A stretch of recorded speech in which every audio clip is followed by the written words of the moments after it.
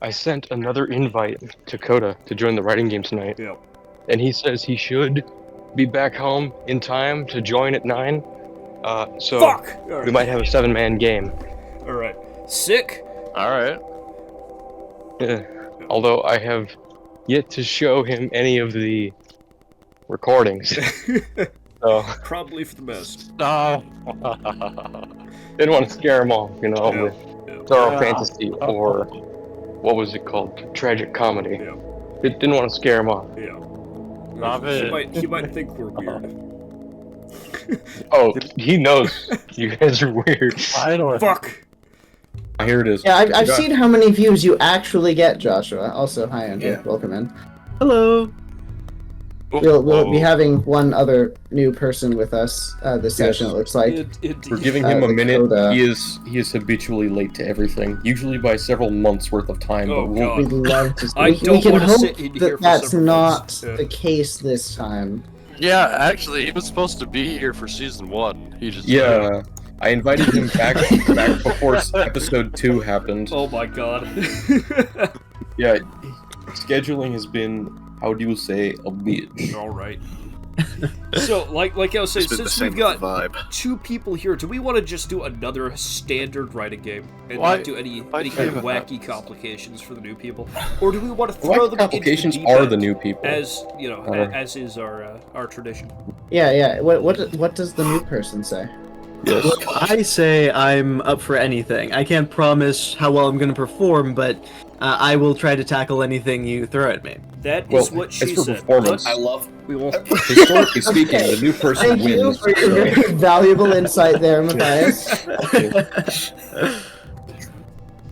Historically speaking, the new player always wins, so... Yes. Well, So shit. I think, historically speaking, they don't have rights to vote because they haven't written yet. Yes. So technically... This is true. Yeah, so one important thing that we've established around here is no If you haven't rights, written- no rights. Yes. Which is just a fancy way of saying you don't get to vote on the stories if you're not writing them. Okay. Yeah, But- and don't use the name Gary Lord of the Trees. don't besmirch the good name of Gary. He's just too Yes. scary. Yeah, yeah. It won season 1. We don't need season 2. Yes. So I think honestly, let's just run a Alright. Let's just run I said- normal. It'll be yeah. Let's easiest. run a normal. Alright. Alright, I've got everyone's names on the wheel. I'm gonna no. spin the wheel. We're gonna see. Could we Who's have up a first? stream? I want to watch a wheel. Yeah, man. I want to watch the wheel spin. Please. Okay. Please. Just give me some Oh, yeah. enjoyment for tonight. If I'm crying over these genres already. I want to see the wheel spin. okay, alright. Whoa, there's 6 names on here? So we. Who am Yeah, I missing? Koda's not. Wait, you're missing Andrew. some. You're No. missing someone. Oh, You're missing- Alright. You're missing. We're good. We're good. We're good. I could not I read am that shit. excellent at remembering everybody. Names come so easily to me. Okay. Alright, Yes. Koda is no longer able to join us at this time. No longer has. Koda That's has lost his crazy. rights. Alright. Alright, so I'm starting romance and I'm finishing. I will be. What? You are finishing Well, I'm Cosmic finish. Horror. I will be posting Okay, the list cool. in the writing game chat. And you're Wonderful. beginning Please. romance. Alright, so Please do. I almost forgot everything. So Yeah. no one is doubled up. Nope, No no one's one is doubled doubled up. We finally figured out how the wheel works. yes. It only took us 9 episodes. Yeah. Yep. Hey, I know you stopped the wheel, but who's giving who prompts? Fuck. Alright. I feel like it should be whoever who suggested the thing, right? I'd be Or- suggesting myself. Okay, alright. Never mind then. Give me a second. Yeah. So What about They're just top gonna be down? arbitrarily assigned afterwards. I'm gonna put them in parentheses. Alright. Never mind. Alright, so, actually, I need to give you a second. ChatGPT, open. yeah. So and what we do for this, we go to ChatGPT, and then fuck, we're I gonna forgot. type in something along the lines of, "Give me 2 writing prompts in the blank genre," and then and you if the 2 of them aren't complete dog shit, then go ahead and send them off to the person starting the story. Okay. Where are you in my DMs? There you are. Well. Don't say I've never done anything for you.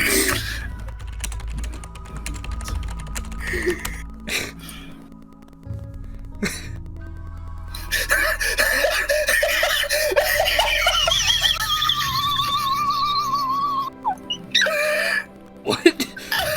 What? Josh, what? Okay. Alright. Oh, wow.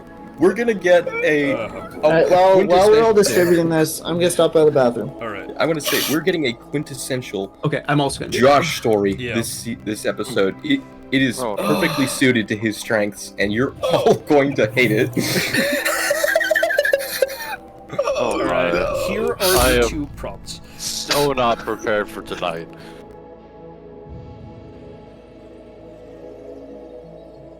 Alright, everyone at the Weast night, and then on the count of 3. Koda's here. Oh. He doesn't have perms. On the count of 3, alright? Is Koda actually here? Yeah, he just messaged me. 1, Either way. 2, 3, go.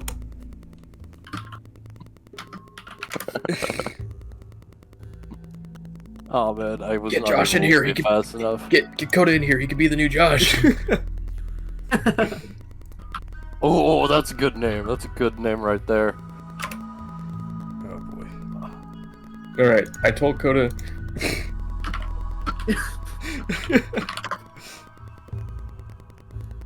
Yeah. that's not what I meant. let me. There he is. Should we get another genre cooked up? Oh boy. Well, that it kind of breaks the format though, because Yeah. Wait, we just got. No, he was Not too really. late to this one. Uh, Next time. I think we have enough time to figure it out and get a new genre in here.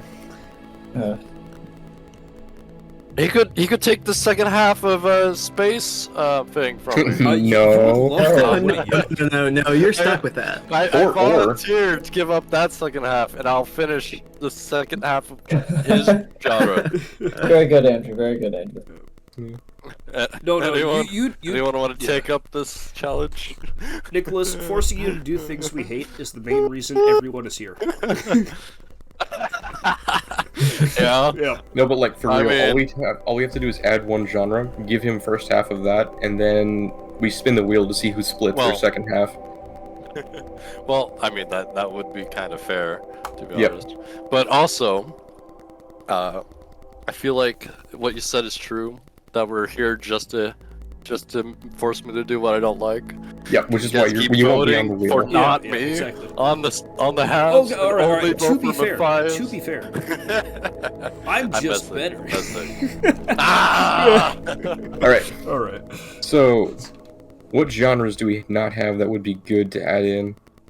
Comedy. I feel like No. comedy already. Okay, Koda, how do you feel about doing surrealism? Take the silence as that's good. All right. Has Koda said anything yet? No, he's been muted this whole time. Oh my god. Wheezy night, bitch. Yeah, Weezy Knight, how do you feel about doing a surrealist story? Yeah. All right. So he'll be doing first half of surrealism, and spin the wheel to see who's getting the second His half. half is getting ripped from them. All right. Give Yeah. up mine. Give Whose up half mine. is getting ripped, Give and up who's, mine. yeah. Give us And a wheel to watch. Whoever's trading their second half for surrealism second half is basically what's happening All here. right. Connor, I Hick, hate Andrew, my genre Josh. so much. We're missing someone. Iffy. There we go. Yep. Yeah. All right. So we're gonna share this. All right. This is the person whose second half is getting eaten. Swap to surrealism, basically. Yeah. Connor! Connor. No! Fuck! Wow. There we go. All right. No, And I that was so means- excited to follow up Matthias. Hey, you have your free mulligan. You have your free You have your mulligan. mulligan. Shit, should I use it on the second episode though? Are you gonna use it? Yeah, I'm gonna use it. Fuck it. Okay, I'm alright, gonna alright, hold alright. on to it for too long for the entire season if I don't use it right now. Okay. Spin the all wheel right. again. It better not land back on me. We took you off. Yeah, I took you. Alright, off. Why am I not on the list, guys? Because you know very well why. This is rigged.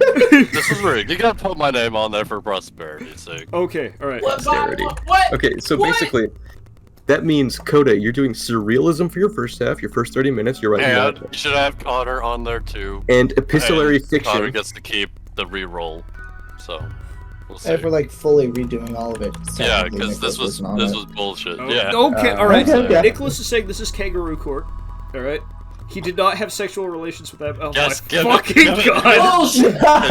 Connor, would you like to use your mulligan? Bullshit. This would be even funnier. Don't you dare do it. No, You know no. you can save I'm it. gonna save myself from a worse fate later on. Okay, all right. Okay. Okay. So, So, so Nicholas God. will finish up surrealism. yes, Alright. Koda starts surrealism and finishes space I opera. thought the Wednesday night was starting realism. Correct. Okay. And the Wednesday night also, second half will be space opera. And then Good luck, who Jack. would, hate.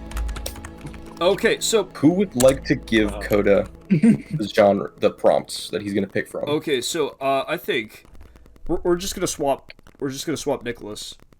Wait, hold up.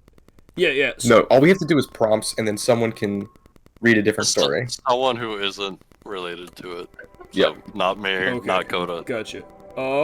So, Can I donate my first half and just do 2 second halves? no. All right. All we're doing now is who's gonna give him the prompts. Yeah. Who is going to? Because then Coda's gonna have to re-roll 2 new prompts Basically, for that who person. does not Good. want to read the story that they're reading, basically. Nah, spin it. Spin the wheel. What? Yeah. Good point, Iffy. Yeah. Good point. Is my stream still on? Yeah. All right. Sick. Yeah, you're still We're, good. we're gonna respin the wheel. We're gonna take out Nicholas. Yep. Yep. Spin the wheel. Spin the wheel. All right, Connor. Gunnar, you're Yes. now reading. What's the word? Surrealism. So if you Okie get doke. 2 surrealist prompts ready, Yeah, and then Koda will now do be reading thriller. Thriller. Okay, so Iffy, you're getting new thriller prompts. Looks like. Yes. Nope, No, not No? Iffy. I thought we had, That's just me. Andrew. Yeah. Or is Koda doing new prompts? Or no, are we Koda's not sticking- doing prompts. We're sticking to the current prompts. You're just Okay, giving Koda cool, new cool. prompts Yeah, for I got you. surrealism. Gotcha. All right. Yep. That was sorted out. It was convoluted. I thought we had a really clean setup, but It's Fuck still it, pretty yeah. clean. Yep. That was really easy. Yeah, adding I mean, another person. Joshua enabled this by not. why not showed up? Yeah. And it's showing It got renamed to Koda. All right. I have updated the list. Please take a look at the updated list if you are confused about any changes.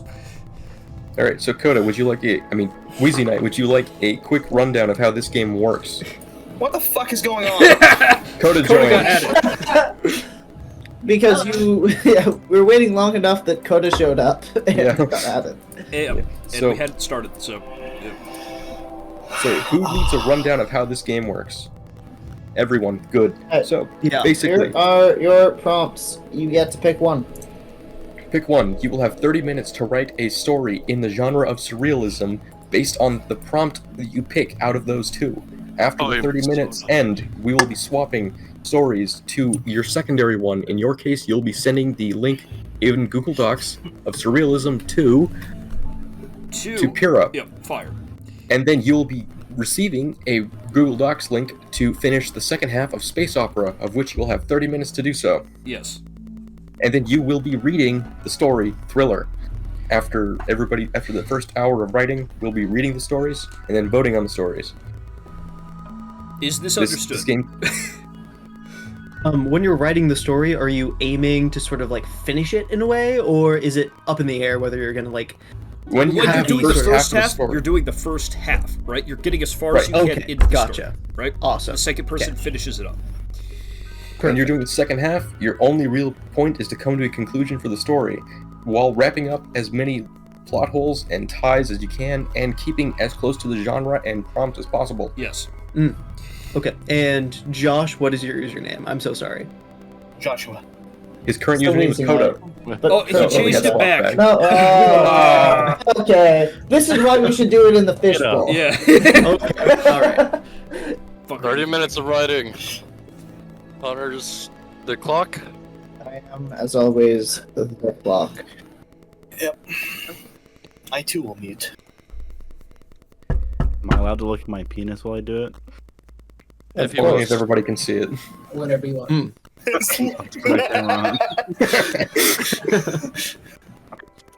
If you have enough for the class. Yeah. You bring it up to share. Alright. Alright, Count us timer. down, Condor. Alright, gamers.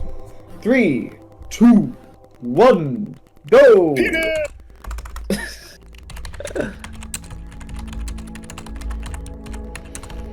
Alright, everyone. Finish up whatever sentence you're on. Okay. Well, I guess that's it.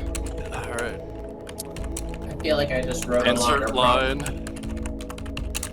Oh, right. Yeah, we're gonna have a line. So at the very bottom of your page, you're going to go to insert horizontal line and just to separate the two halves to make it easier to see who wrote what. Yes. Yes. And Okay. when it's convenient for you, get your word count and post it in the writing game And I will compile. text chat. I had to say, Sure, Connor will be fine. Koda's writing, it may not be much, but it was very high quality. It really wasn't it's- fair that we started hey. literally the second he came back. Koda. Hi, Yeah, I was I thinking was just about talking that. about you. Yeah, you can I was see complimenting Who's you. talking shit about you?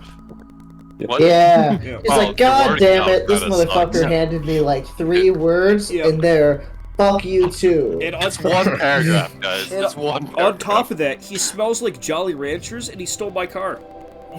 Oh. You stole my car. Is that what happened to my marquee? Yeah. You took No, that was me. I needed it for lemons. I foreseen said it was in You fact should me. have took my cobalt. Remember the one that we pushed up a mountain 3 Yeah, miles no, to the dot? Oh yeah. I don't want to raise your Vividly. cobalt. Indeed. That was a fun trip. I like that. Why'd you leave me with that one? My favorite part was when you all looked at me and was I like, don't hey, like it, Connor, right? you're good at running. Go run up the mountain. Why don't I remember And this? go get everyone else. Did you guys really Yeah. enjoy when you called for help on the radio with an SOS, and instead of Garrett showing up with his truck to tow you, it was me walking? Yes. Yeah, that was something else. Alright, gamers. 3, 2, 1. Right! Heard that scrotum leading ball sack command. Alright, finish up, everyone. Alright, is that time? Alright. Okay. I Alright. think I did good. I think I did good. I think I managed to wrap it around. I'm so happy you chose that name in the lullaby fire. I'm so not happy with my performance here tonight. I wrote 290 that time. Okay, All right, I give wrote. me a second to That get was down the an originals entirely first. All right. unsatisfying ending to that story. Oh. But It can't That's be any worse okay. than what I did to Andrews. well, we will find out. This one's first half Is was Connor. written by Connor, second half by me. Gotcha. All right, Iffy, whenever you're ready, get to reading. If he is in the bathroom right now. Okay. When they get Okay. I know you enjoyed the soundboard. 2, 3, 4, 5, 6, 7, 8 stories tonight. Yep. We are not sleeping. Alright, I'll be back. Don't wait for me. Okay. He'll just have to read it on his own when it comes to the voting time. Yeah. God. God damn, dude. We're not fucking sleeping tonight. Alright. A socially awkward cosmonaut on a solo mission to Neptune begins receiving sonnets over radio from an intelligent comet wearing a diamond-cut tiara. And when she realizes the suitor speaks fluent poetry, she must choose whether to kiss a frozen celestial body or risk never going home. What? Damn, that's a long prompt. It's also barely romance. Alright. That was awful. Alright, let's begin. You should have seen the other one I was given. We will. We will. The year was 2152. The location? An orbit around the celestial body of Jupiter within the primary solar system. Her mission? to study the chemical and geological composition of Jupiter's rings, and in particular the nature of one rogue comet that recently joined it. You see, Jupiter's orbit is primarily composed of microscopic particles that coalesced back when it was formed during the earlier expansion of the universe. Space dust in short. However, shortly before her mission and departure from Earth, a strange comet, most likely ice-based, arrived in Jupiter's orbit from an unknown location. It was appended to her mission objectives, though at the time, I thought little of it. How wrong I was to take it as your average pile of space junk. How wrong indeed. Excerpt from interview with Jason Hudley, NASA director, shortly after the destruction of Lasar Station in the upper orbit of Jupiter. I've got 2 questions. Is it supposed to be Neptune? Don't worry about it. All right.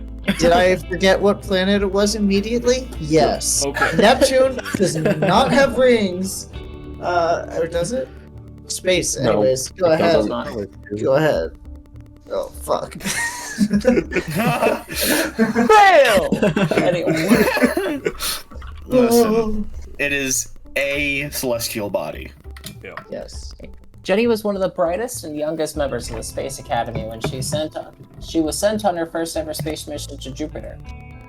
The hyperdrive technology that carried her and her crew into its orbit was unfortunately expendable in single use, meaning that after arriving, they would be in orbit for the duration of their mission, and then be required to travel several years at sublight speed to reconnect with the nearest Terra base capable of sending them back to Mother Earth. It was a frightening prospect, yes, but for the brave scientists aboard the TST Lasara station ship, it was an unrivaled opportunity. Yeah! She moaned awake, coming to her senses within the crowd. They had just arrived and converted the station the day prior. I swear, whoever's doing that, I'm gonna stab you. You're gonna Who's the stab me. who's the Please fucking stop. skunk? And today would be her first spacewalk within the rings. Morning sunshine, chirped Dee, the resident psychologist and cook aboard the craft. How the early space pioneers had subsided on only vacuum-sealed nutrient paste she would never know. Ready for your jaunt today, hun, Dee spoke, carrying breakfast into the room. It smelled delightful. Yeah, mumbled Jenny, shaking the sleep from her eyes. After devouring the breakfast, Jenny noticed a note that had appeared on her nightstand while she was sleeping. Contact Bill, it said in large, messy handwriting. Something is fucking, was written below it in considerably neater font. Bill and Will were the two comms and visual techs aboard in charge of all matters of info gathering and observation. After getting dressed and making her way to the hub, the center of the now station, Jenny saw the two arguing. Well, that's literally impossible. I get it, Bill, but I've already calibrated the system 5 times today. Well, then maybe we should do it again! It was unlike the two to argue like this. Jenny quickly rushed between them and tried to get to the bottom of it. A socially awkward cosmonaut. Sorry. The hell are you two on about? She put her hand between them and parted the two for a moment. The ratings are all wrong! Spoke Bill. Something fuckish going on! Echoed Will. Maybe if the equipment were being properly calibrated. Gentlemen! Jenny interrupted. What is going on? See for yourselves! They said in unison. Jenny peered down at the printed readings before her. The first set was a series of images from JCOMXXXV11. JCOM I'm not 37. translating that. That's JCOM 37. Okay. The rogue comet in orbit, which the station was monitoring to prevent impact. It was made of what appeared to be ice, as expected, but something seemed to be extruding from the top. She patted away the first image, uncovering higher resolution scans and photos. A lattice of metal with fine gems inlaid was pointing to the planetary north. It was a massive tiara? half frozen into the comet, but unmistakable at his side. What the hell? He panicked. Look at the audio logs! Gestured Will. There's no mistake! I promise you! Oh, promise. Notably, there's no quotations there, but I assume he was talking. Yes, Edward, orbit around Neptune. I get it. Also, cosmonauts are Russian, and you specified they were part of NASA. That's probably fine. Where did I say cosmonaut? It's It's in the in prompt. the prompt. Okay, chill. I glanced over and saw nothing but indeterminate waveforms racing across the screen. You know, it would help a bit if you turned the volume up. Or not at all. What? Oh, yeah, my bad, said Will as he scrambled to up the volume before remembering what he had to unplug his headphones for the speakers to work. There. The sounds blasting from the speakers were melodic in nature. Too melodic, in fact, to really be what we expected from nature, such as a ball of ice in space, weirdly shaped or not. That sounds like Shakespeare. Oh, hold on. That sounds like Shakespeare, doesn't it? I asked. What do you mean? Shakespeare sounds more like Screamo to me, spoke Bill. Fucky indeed. So what say you? Should we take a walk and poke it? I think we should. Will asked me. They were both looking at me expectantly. I was the only one on shift who had trained for spacewalks at all. Screw it, why not? Will you go get the others ready to watch for me, and I'll get suited up? Will dashed away to call everyone to station, and I left Bill sitting at his monitor, mumbling to himself as he tried to make sense of the signal once more. Shakespeare? Seriously? I heard him mutter under his breath. 15 minutes had passed, and I was standing on the precipice of the station, ready and waiting for the go signal from the bridge to jump towards the comet that was now clearly visible roughly 150 meters away. I received the go-ahead and off I was. The closer I got, the warmer I felt, which is weird for space, and also while approaching a ball of ice, which turned out to be a whole lot smaller than I expected. Oh guys, this thing is really small. It's basically the size of a person, I said. The response I received came from a voice I could barely hear, and one I didn't recognize. It wasn't words per se, but more images in my mind that took the form of old poems that I recognized from my many hours curled up in a bay window and fantasizing about knights and dragons and other such romantic things. As my mind wandered, I made contact with the asteroid. Instantly, it spoke to me, and I felt myself drawn in towards it as if it were the Prince Charming from my dreams. A scream in my ear from the radio stabbed me back to reality as I felt a shockwave push me as what felt almost like a shift in gravity.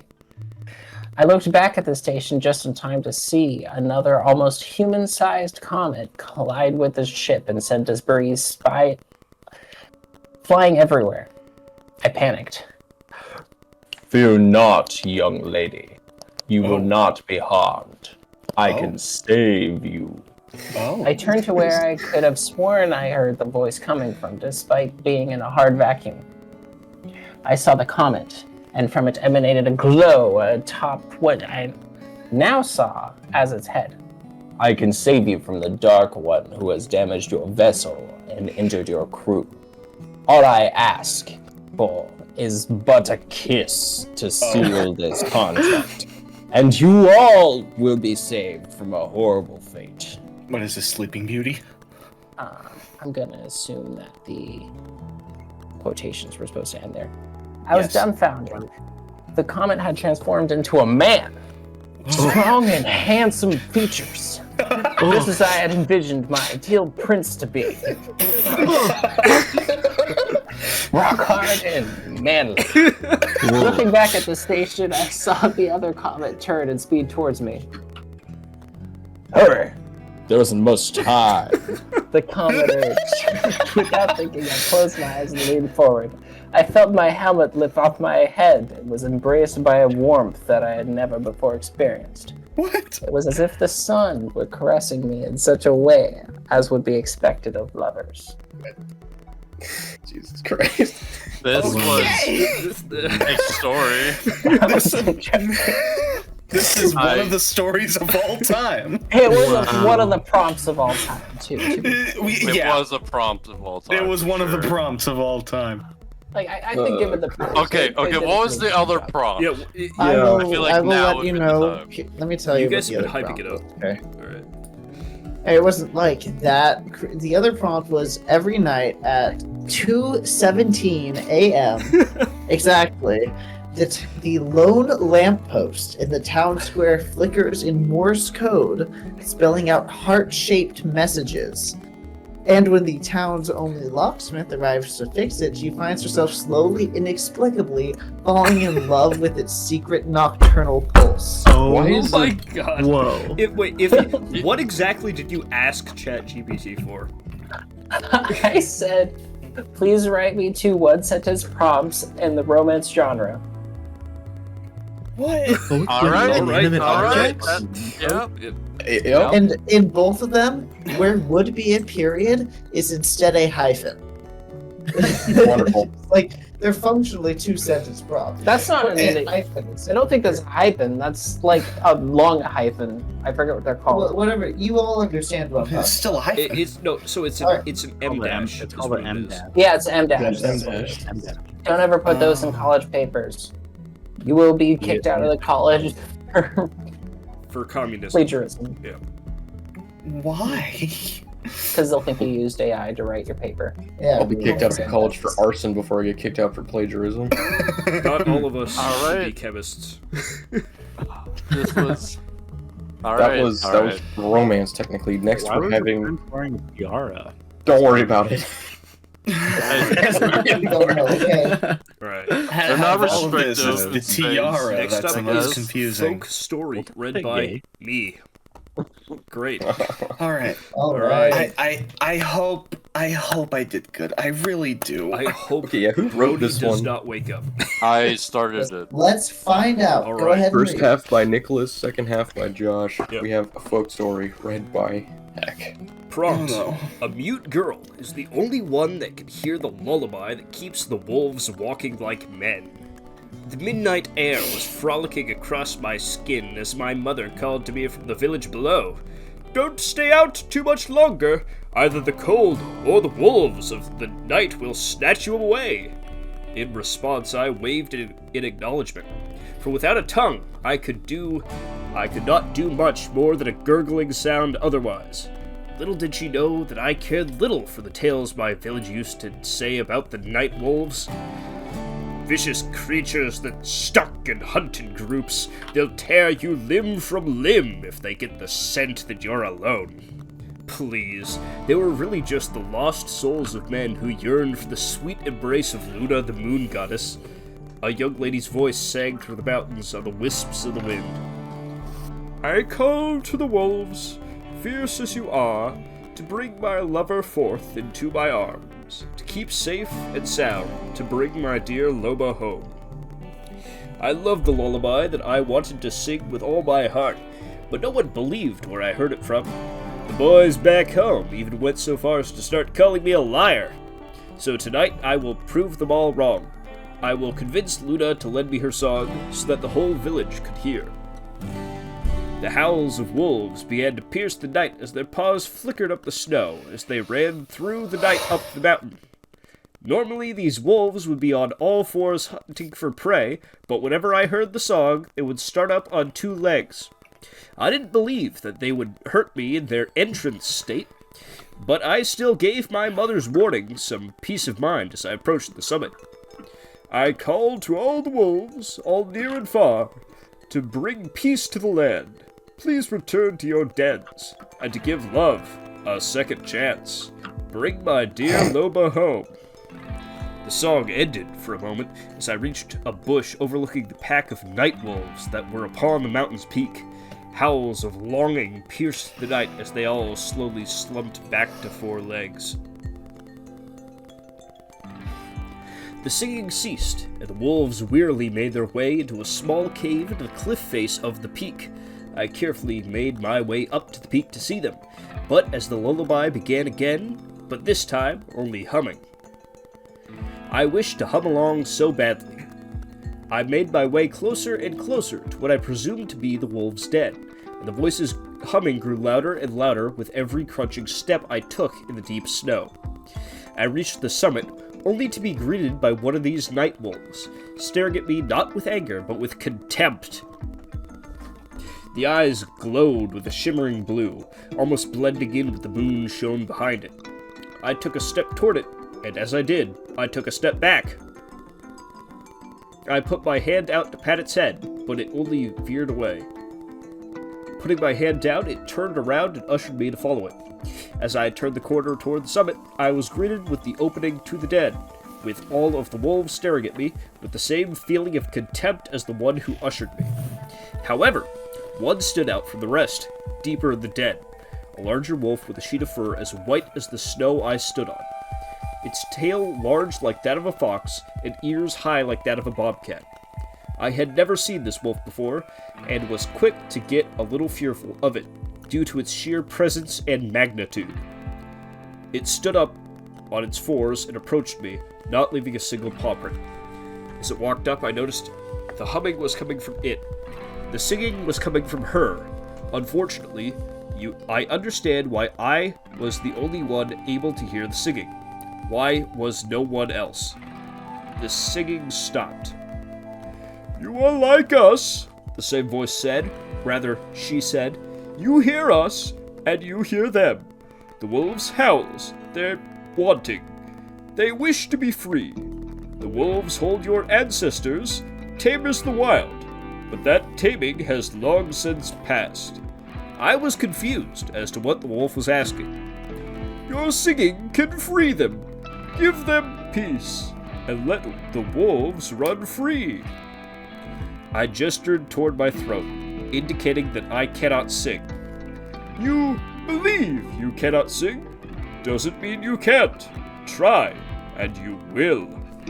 I turned around the cliff, facing the expanse of the wilderness from the mountain peak. I took a deep breath. With a grasp on hope, I tried to sing.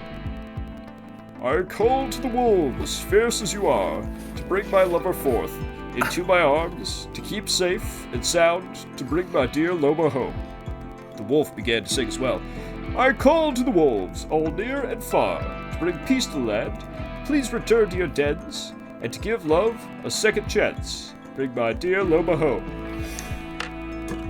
For the first time, I had finally heard my own voice, what I sounded like, and I broke down in tears.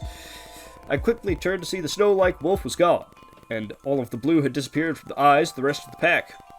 They stood up, all gave a large howl, and ran down the mountain, leaving a snowy cloud in their wake. I now understand what the song was calling for. "Bring my dear Loma home," I said aloud to myself. Loma means she-wolf. It's a bit goofy way to end it. I do like It how was you greedy did and with, Sundanese. with the singing with how you did about that. Sorry, who wrote that The again? throat problem. That was That me. I was First the half second half. Nicholas, second half Joshua. Yeah. I could detect some of the Josh-isms, though I thought it was the first half. You skipped quite a few lines I did- throughout the story. Where? A couple words, like You failed!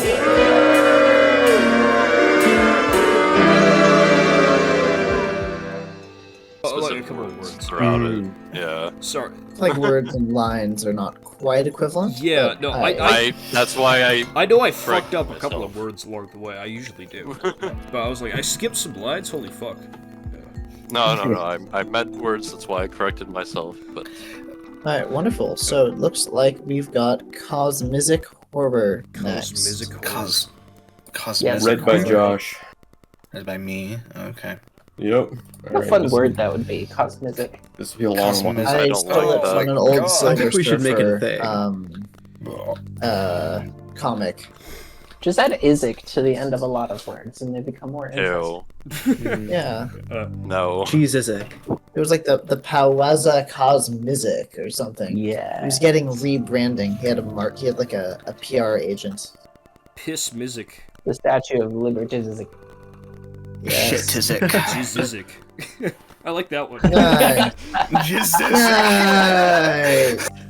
Nice. Anyway. Penizic. Penisizic. Penisic. All right. Nice. Nice. Enough with that. We love This is Sissy all over again. only high quality bits around here, I see. Okay. Who wrote this one? It was first half B, second half Connor. Perfect. You'll find the first half is better. That's for us to decide. This is true. All right. Every night, the stars rearrange themselves into symbols no one can decipher, until one day, a child begins carving them into her skin. In certain ancient civilizations, it is said that each star we see in the night sky embodies the spirit of a long-dead god who wanders and watches and looks in at the goings-on of man in quiet curiosity. That they await us when we pass on and ascend to their starry domain. For all things must die, even gods. In certain texts, it is claimed that the stars have wills of their own, and that one day the long-deceased gods who once walked among men will return and render destruction unto the men who abandoned them, and that then will be the end of days. When I began to look into these texts, I believed nothing of the sort. To me, life has always been a puzzle, a challenge to overcome, a problem that can be solved. I'd always viewed the unlocking of mysteries of the universe as the goal of any truly educated mind. And in my 30 years of tenure as professor of theoretical astronomics,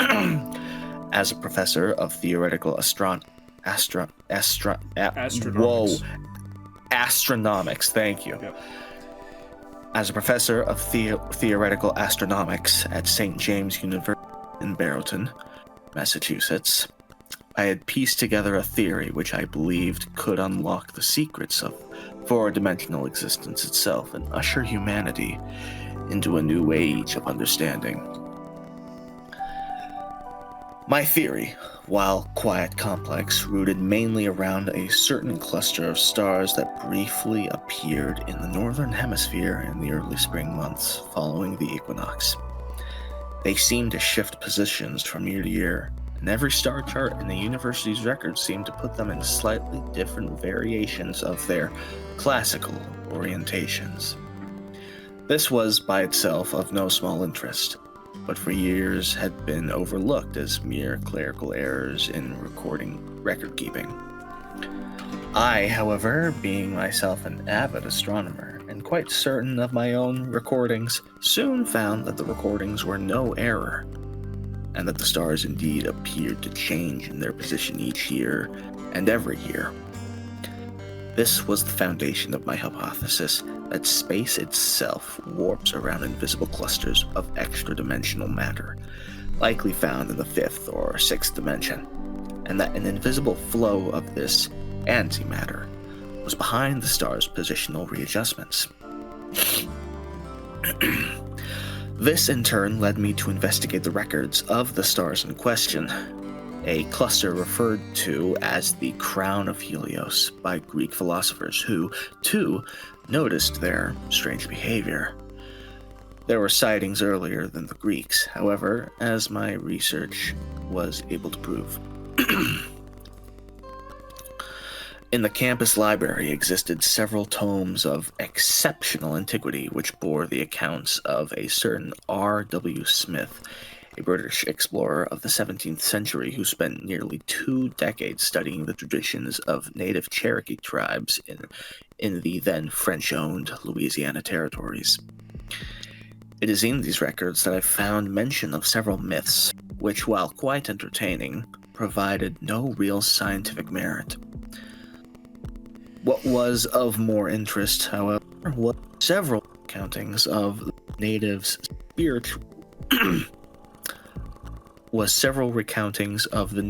ritual prayers, which were performed by drawing certain symbols into fire-scorched earth. These symbols were purported to ward off evil spirits, and their imagery was shockingly reminiscent of the modern vector line equations. This intrigued me to the point of asking one of my students' assistants to ask around the local Cherokee populace for an elder or wise man that might be able to provide more insight into the drawing, which I had unearthed. My assistant's follow-up was as sudden as it was surprising, for no sooner had I asked for the Council of Elders at the local reservation than they had produced a girl of 9, desperate for any kind of psychological evaluation. Being themselves underprivileged, as is the fate for most American Indians in today's 20th century America, they were delighted to hear that I was from the college and asked me to perform an evaluation. While I am no psychiatrist, I agreed immediately, if only because of the stories my assistant had passed on to me. The girl, it would seem, had been experiencing strange episodes around the time of the equinox, ever since the age of 6. At first, it is reported she would begin carving a manner of strange symbols and pictograms into the dirt for days on end, claiming that they were in some way imperfect or flawed. The madness would continue for days, until, without fail, the girl would begin to mutilate herself, carving the symbols across the inside of her arms and her chest. The progression had become so regular that the girl's parents could anticipate the occurrence, and she had taken to tying her up as soon as her symptoms manifested. Dissatisfied with their solution to the girl's condition, parents allowed me to examine her body with their supervision. And what I found startled me even more than the violent nature of her self-inflicted mutilation. The symbols carved into her flesh were exact replicas of the crown of Helios as observed this year, side by side with several of the strange pseudo-religious pictograms cataloged by R.W. Smith. When asked what the symbols meant, the girl simply stated that they kept the whispers from her head.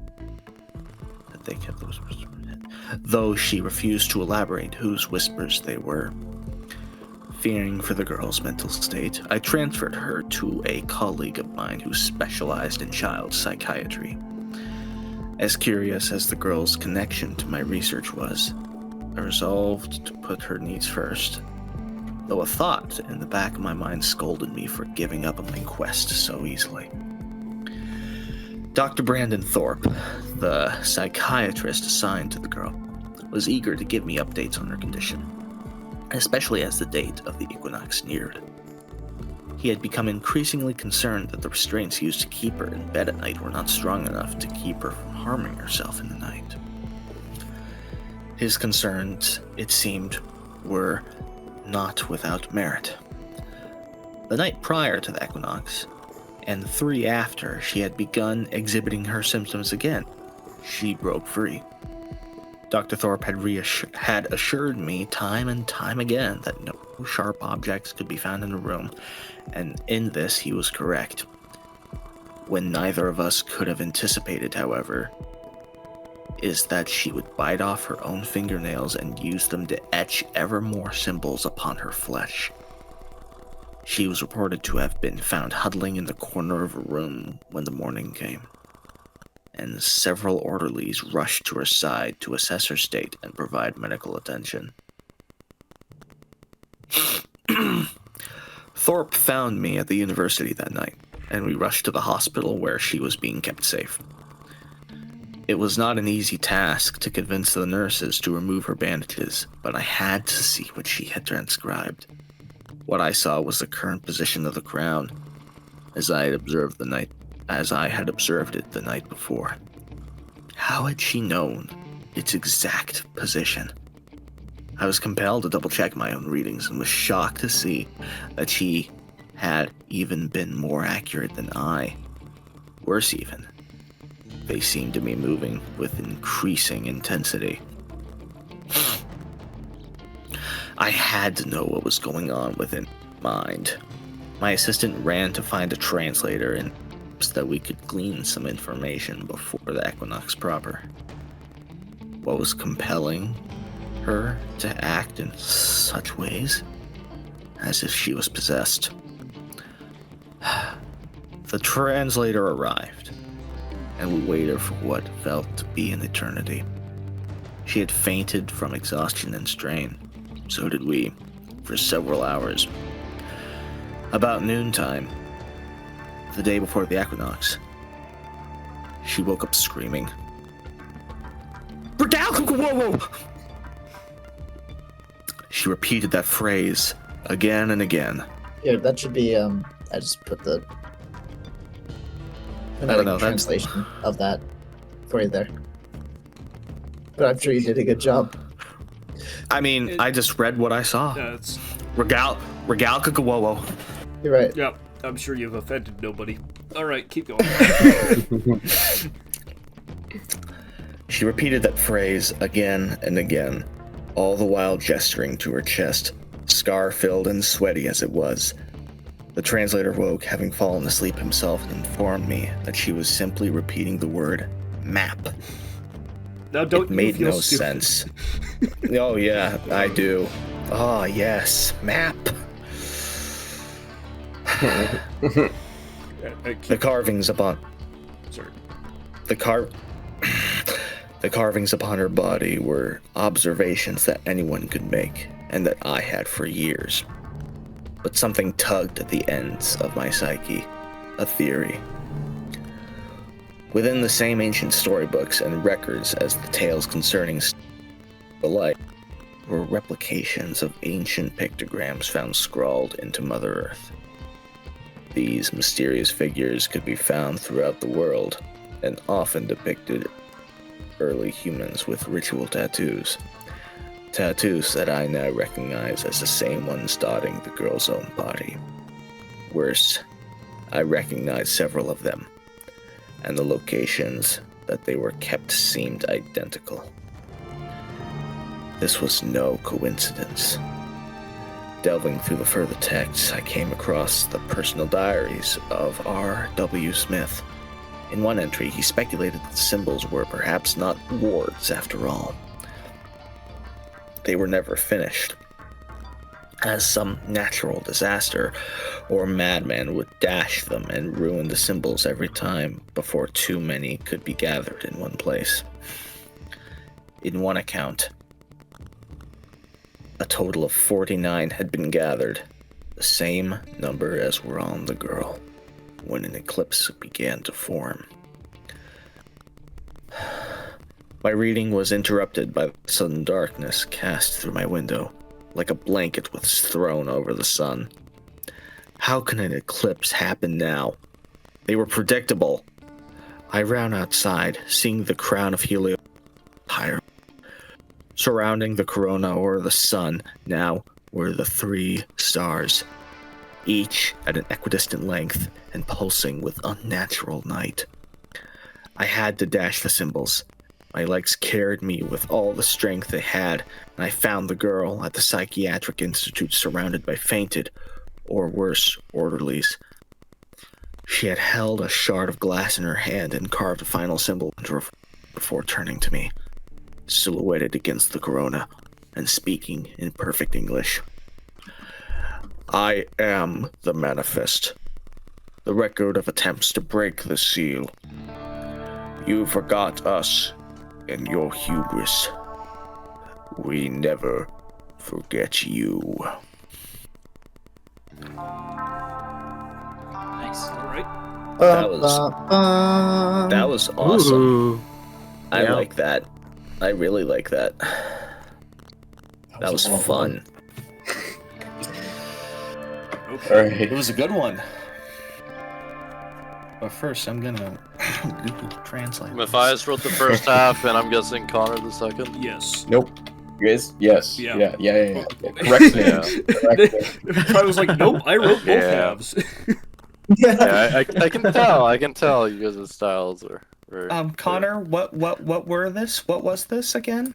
Was this what So was? I retrieved that translation from the Cherokee Nation Language Department word list Ah, Is that what? map, and again, that's where I got the audio file for someone saying that phonetically, I thought that was you. and that is just the like Unicode translation for it. what is what? Okay, what is the audio file? Could I hear It's it? in Discord. It says I map. put it in the Redding chat. Oh, did you? Yeah. It says That's map. what I said. Is I've provided a It phonetic sounds nothing like translation what for you it. Oh. said.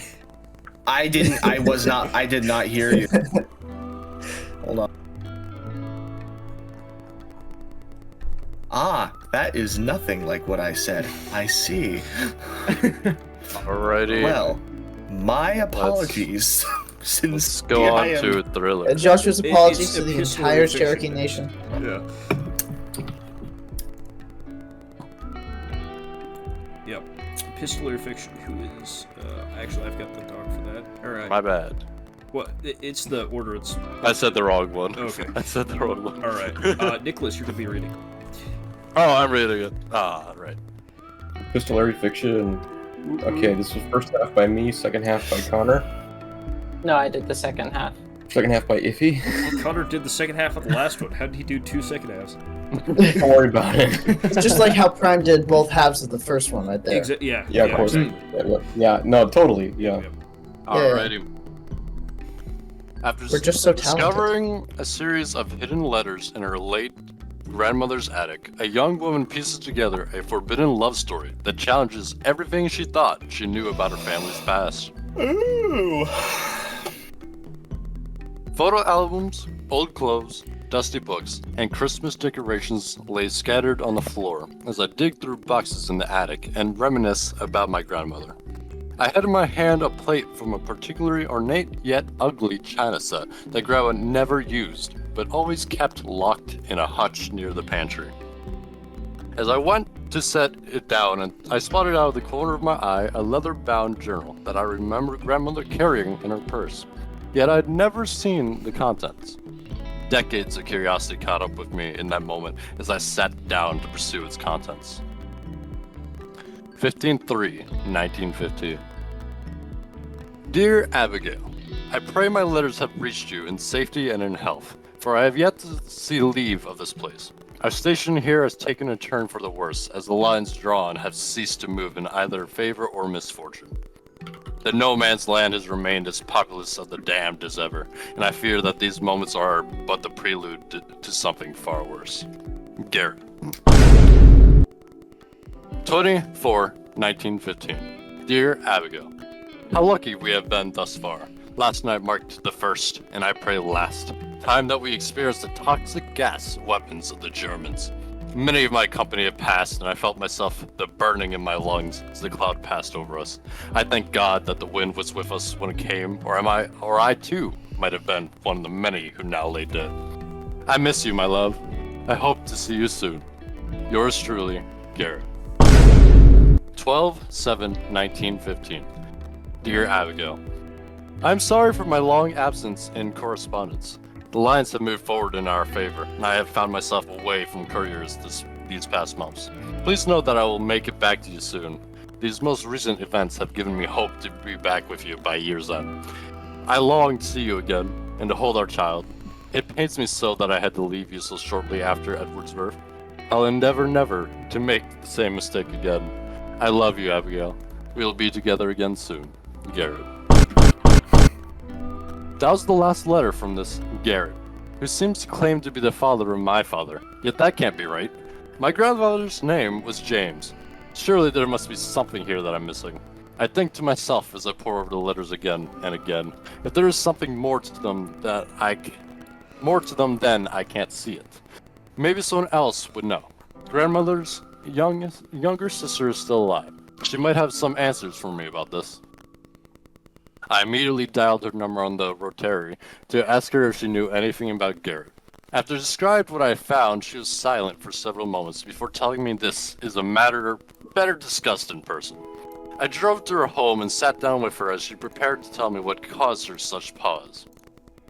What I'm about to tell you, dearie, you mustn't ever tell your father, because he doesn't know. I'll start at the beginning, back before the First Great War.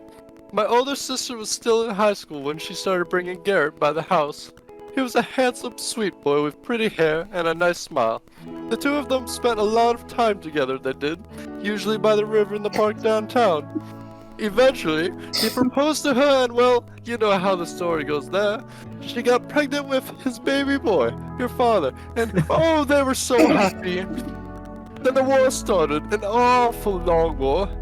Garrett got his number on the radio and had to leave to go fight in Europe. My sister, she was heartbroken after hearing all what was going on over there.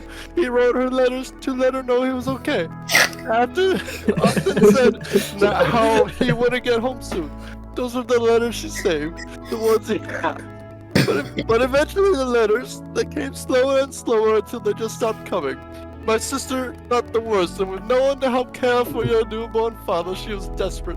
She came back and lived with the family for a few months until she met your grandfather. He wasn't as nice a man as Garrett, but he wouldn't pull himself up by the bootstraps to provide, and he had the hots for her. She went with him and started to raise her dad. He seemed like even after what she'd been through, life was starting to get normal again.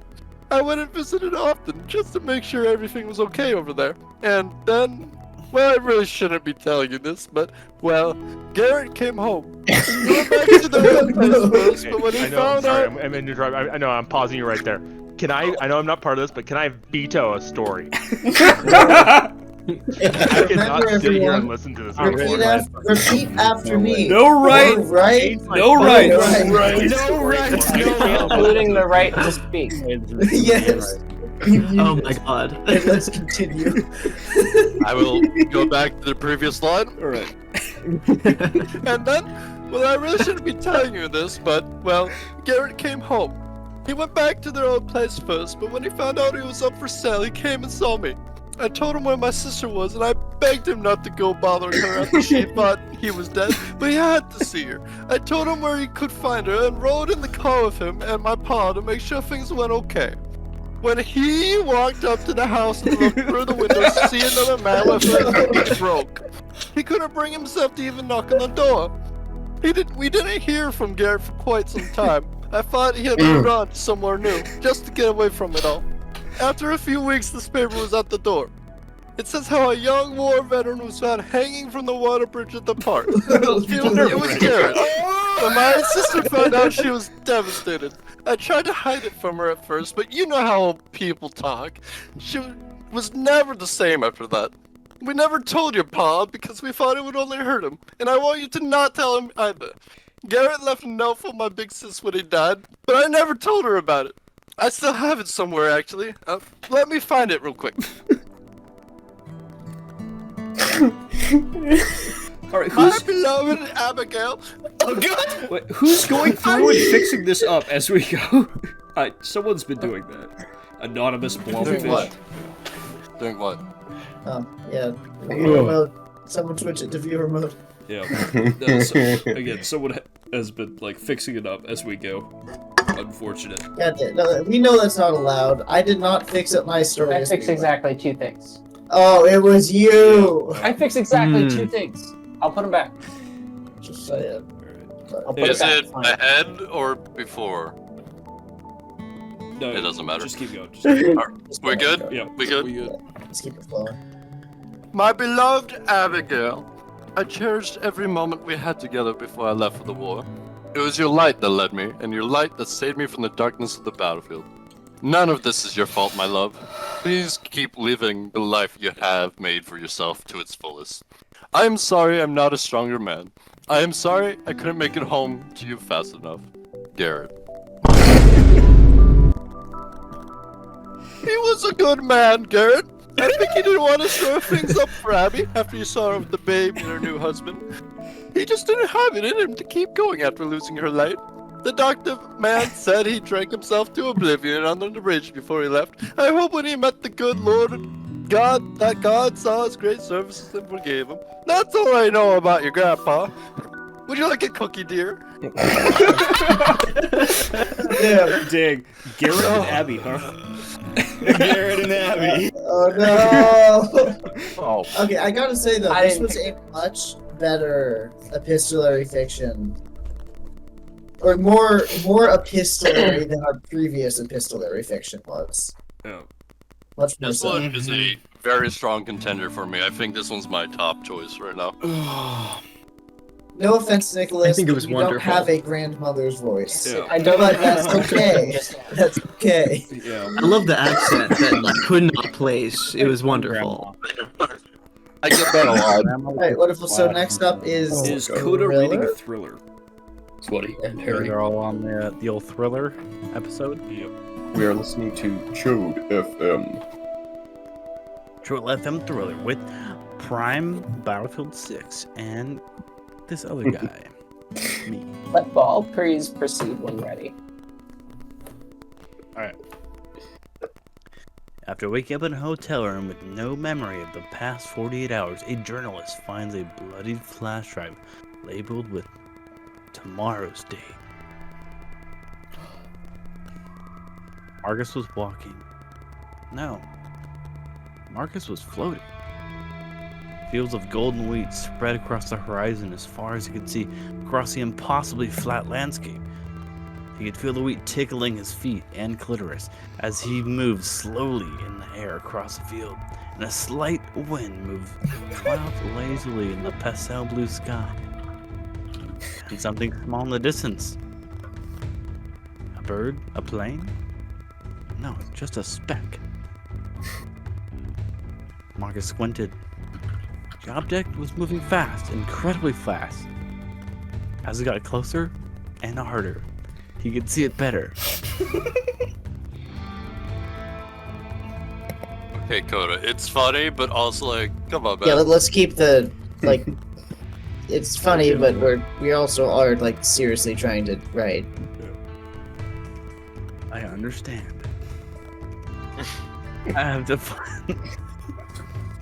The next line does not help. But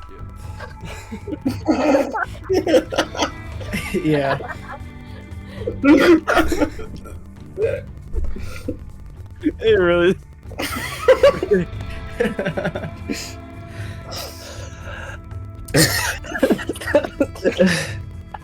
This is what brings you guys.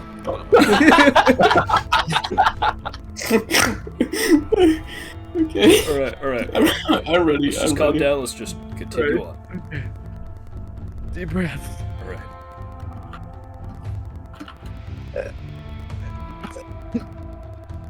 It was a gigantic piece of rock, misshapen and oblong, hurling faster than a bullet, faster than anything he could imagine. Behind it, the wheat burned within milliseconds of the object passing. The ash formed a tsunami of black. Before Marcus could process the rock, it was upon him. He could feel the searing heat, and then Marcus shot up in bed, sheets around him damp with sweat. Milliseconds after, pain besieged his head. He fell back onto the sweat-soaked sheets.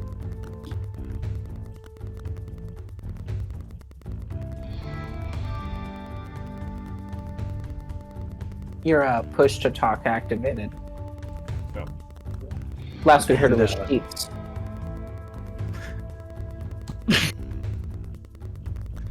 Yeah, the sweat.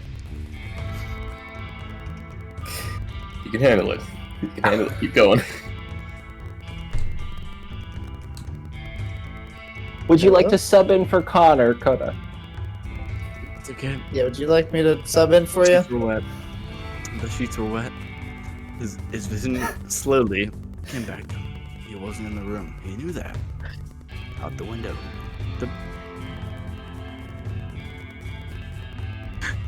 Sorry, my cat keeps talking my Discord. The bustling heights. Go away, please.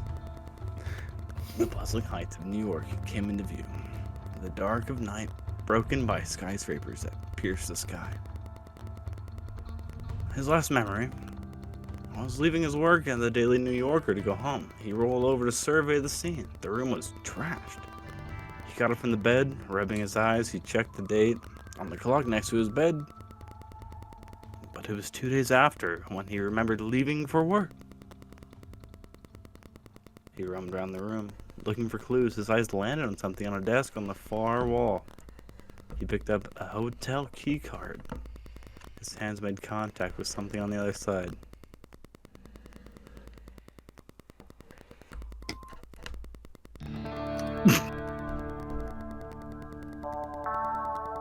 Hold it together. You sure you don't want to sub? Are you sure you don't want me to just take it from here? Brother, I'm gonna be honest with you. It Okay, sounds like you're stoned out of your mind. Yep, I'm gonna take it from here. Alright. Wet substance coated his fingers. Okay, yeah, I'm taking it. Alright, gamers! Can I summon my girlfriend? Can we get a you know, Koda? Rip Koda. I'm just gonna start from the start because I think that's gonna be faster. We do appreciate you reading, Koda. It was funny. We're gonna restart with the serious read. Alright. After waking up in a hotel room with no memory of the past 48 hours, a journalist finds a bloodied flash drive labeled with tomorrow's date. Story name, Overgrowth Protocol. Marcus was walking. Wait, no. Marcus was floating. Fields of golden wheat spread out across the horizon as far as he could see, across the impossibly flat landscape. He could feel the wheat tickling his feet as he moved slowly in the air across the field, and a slight wind moved clouds lazily in the pastel blue sky. Then, something small in the distance, just a speck. Marcus squinted. The object was moving fast, incredibly fast. As it got closer, he could see it better. It was a gigantic piece of rock, misshapen and oblong, hurtling faster than a bullet, faster than anything he could imagine. Behind it, the wheat burned within milliseconds of the object passing, the ash forming a tsunami of black. Before Marcus could process, it was upon him. He could feel the heat searing, and then Marcus shot up in bed. Sheets around him damp with sweat. Milliseconds after, pain besieged his head. He fell back down onto the sweat-soaked sheets, and his vision slowly came back to him. He wasn't in his room. He knew that. Out the window, the bustling heights of New York came into view, the dark of night broken by skyscrapers that pierced the sky. His last memory was leaving his work at the Daily New Yorker to go home. He rolled over to survey the scene. The room was trashed. He got up from bed, rubbing his eyes. He checked the date on the clock next to the bed. It was 2 days after when he remembered leaving work. He roamed around the room looking for clues. His eyes landed on a desk on the far wall. He picked up a hotel key card. His hands made contact with something on the other side, a wet substance coating his fingers.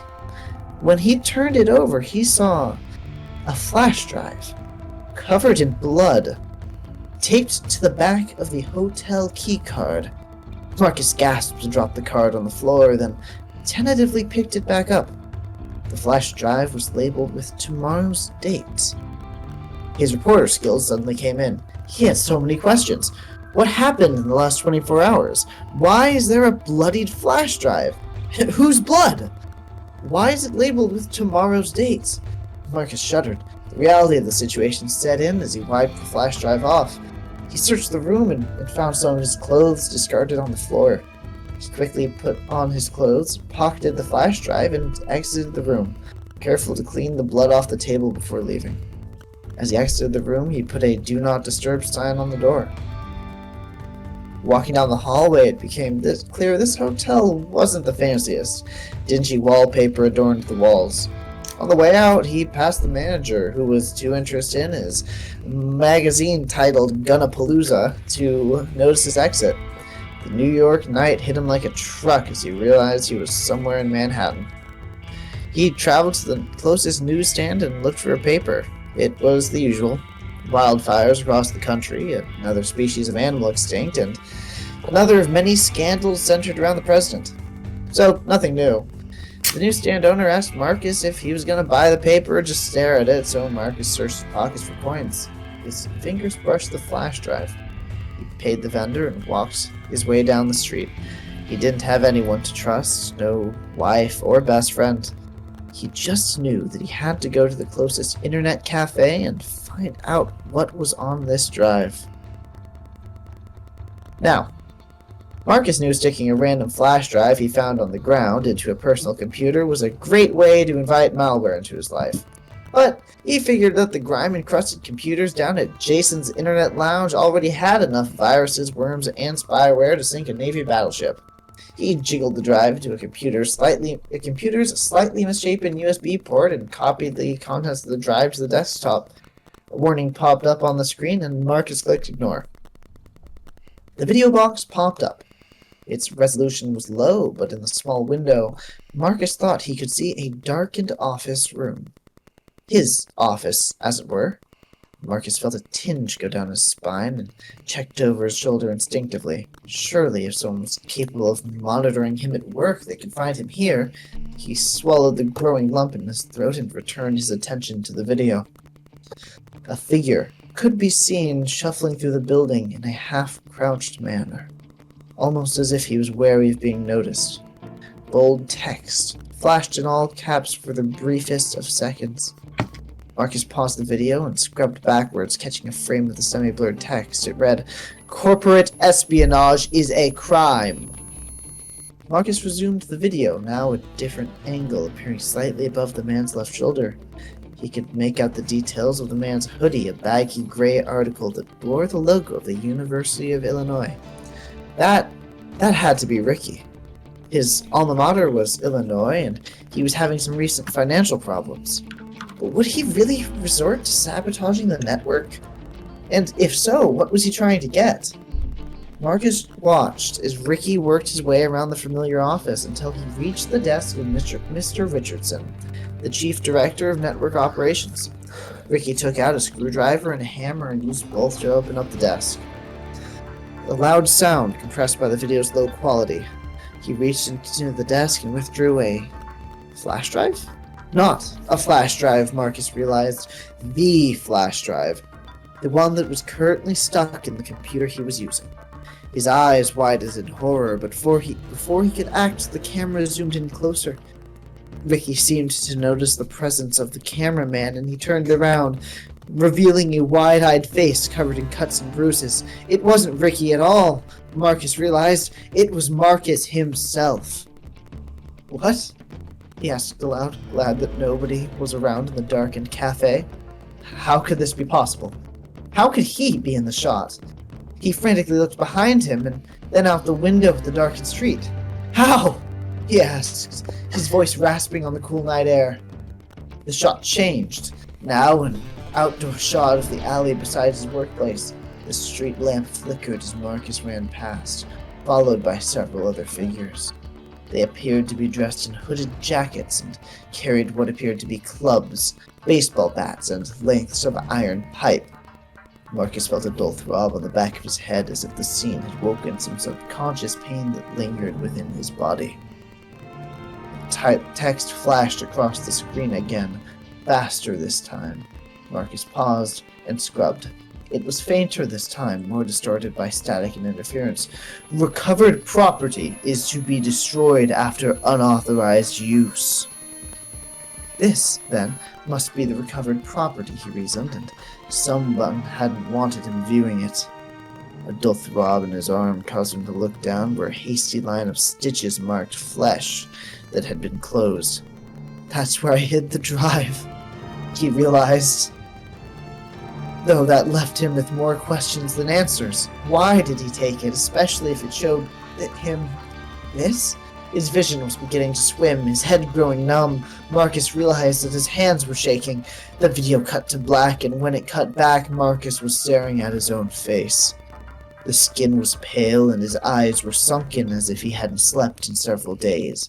His jaw was slack open, and it took him a moment to realize that this was himself as he looked into the computer screen, a recording from the computer's built-in face cam. He saw his shoulders spasm uncontrollably, felt his hands go numb. A flush began spreading across his neck. over the bottom half of his face. The words appeared again, but this time not on the computer screen. They flooded in from the edges of his vision, crowding his field of view with innumerable messages. Instructions. Tomorrow, the message said, Unit 803 will be retired. Retirement will take place at exactly 000. 0000 EST at March 4th due to potential contamination stemming from improper handling. Recovered property will be destroyed after unauthorized use. Corporate espionage is a crime and will not be tolerated. Unauthorized use of a bioptic replicant is a crime and will not be tolerated. Cease all attempts to access this unit. Violators will be prosecuted. Initiating system decontamination.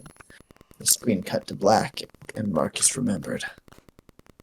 Excellent, good story. I really like this one. I'm gonna. Holy shit. My mic just got onto the floor. Yeah. Okay. Who named it between the two of you? I did. That was Andrew. Okay, cool. I'm curious what your intent was with the name. Just pure curiosity. No, that's totally fair. When I was writing the first half, my reasoning for it, and the reason I had that newspaper thing, was that in my mind it was like a reporter who discovers this flash drive. Somehow he got it, and on the flash drive it's saying that the world is going to end tomorrow. A meteor is going to hit the Earth. And the reason why is it's a whole government conspiracy. They want to make a meteorite crash into Earth. Because the world is overpopulated and, whatever. Very Thanos of them. I like it. Right, the environment is going bad and whatever, and it's better to just kill half of Earth's population instead. And that was the idea. And so I put a protocol whatever there, overgrowth protocol. That was my initial idea, but I also like this a lot. So yeah. And then Matthias, I'm curious if you read into the name at all when you were figuring out where you were taking the story. It was a consideration. I definitely did not grasp what Andrew intended for the first half. No, for sure. I was just curious, if you had been. I was thinking about it a little bit. Yeah. Cool. All right. What's next? Oh, also, that's me reading. Also, to be fair, I messed up and I gave Matthias the wrong prompt until 2 minutes before we started. So Matthias what was the other prompt? On a different level. Oh my god, it was... People's shadows stopped disappearing, all disappeared one morning and started sending letters to people. Uh-huh. Yeah. I see, that must have been confusing. Yeah. You're where do the shadows come It's in? it's the middle of the USB night, drive. it's not morning, nothing has been mentioned about shadows or letters. Is the USB the letter? Yeah. Is it like an e-letter? Yeah. Yeah. Alright. Yeah. That is on me. Space opera. Sneaking Read right by at it Andrew. again. Okay. Yeah. Yes. Okay. Who's the Right. first and second half on this? Sorry. The first half of Space Opera is... Give me a second. Iffy. Yep, second half Koda. Cool. Okay. A disgraced starship captain must unite a crew of criminals, outcasts, and rogue AIs to stop an ancient alien weapon from wiping out the galaxy. Enright had been in that plasma cell for nearly 3 weeks when they found him.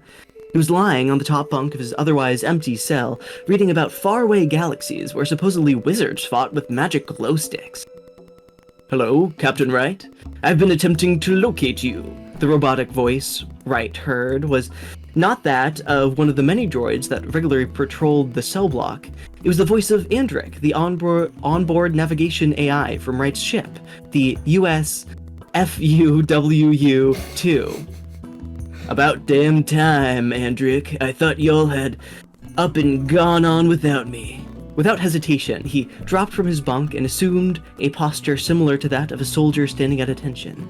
"I'm ready for transport," he stated, a smirk forming at the edges of his lips. "Captain, you have forgotten something," Andric replied. There's no fluctuation in the AI's tone when it spoke, although Wright was sure he had heard the bot sassing him. He sighed. "Please. Of course." Okay. Yes. Not a moment later, Captain Wright found himself on the deck of his ship amongst his ragtag crew, if you could call a group of thrown-together murderers, thieves, stowaways, and deserters a crew. As much as we would like to give you a hearty welcome back, we need to get underway before the feds come knocking. What's the course, Cap? Asked Lieutenant Fripple, Wright's second-in-command. Loving the name. You know, of course, Fripp. We have business with that station in the Uberton sector. What good's freedom if we all die? Get us underway, Hendrik, please. I expect the strike team to meet me in the Strategy Council room at 1798 sharp. 1 month earlier, Captain Andrick and his federally licensed crew were sent to Uberton to act as security detail during the final stages of a project the galactic government had been working on known as Project Finalis. It was there the captain had discovered a dark secret. The station was a weapon, one with the capacity to set off a series of unending explosions designed to replicate the Big Bang. With the help of Andrick, he vented his old crew, who would not see the station for what it was. He then went to the nearest prison planet of Dracom to recruit inmates who might have skills and the motivation to run a ship to destroy the federal station. He found that many were happy to join the cause. He was captured, but now he has a second chance to tackle his goal. The disgraced crew of ragtags and less than most climbed into the high-tech council room. The rooms were assessed through crawl space. The Autotron door had long since been out of commission. Triple entered with a heavy clank of an iron leg. His right arm rattled with a metal whirl as an attachment Gatling gun rotated harmlessly. Captain Wright entered with a confident yet compromised stumble. "Are you there, Andrick?" uttered Wright. "Yes, sir. Implementing strategy protocol now." The robotic voice echoed through the wide chamber, and the hologram screens jittered with projections, albeit heavily distorted in nature. The screen flashed with a sort of incomplete, exploded diagram of a structure. The file was labeled Ubertan Death. "What is it?" grunted Lieutenant Fripple. Wright snorted. "The arch-nemesis of you and every hope you have...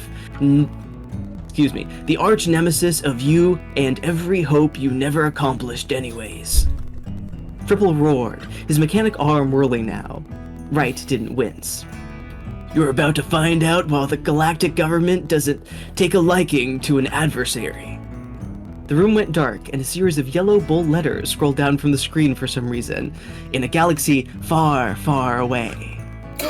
The pair found themselves in a tight chamber above a large battalion of soldiers in a vast space, super technology. "They're not going for our planet. They want the collective energy of this entire galactic plane," exclaims Captain Wright.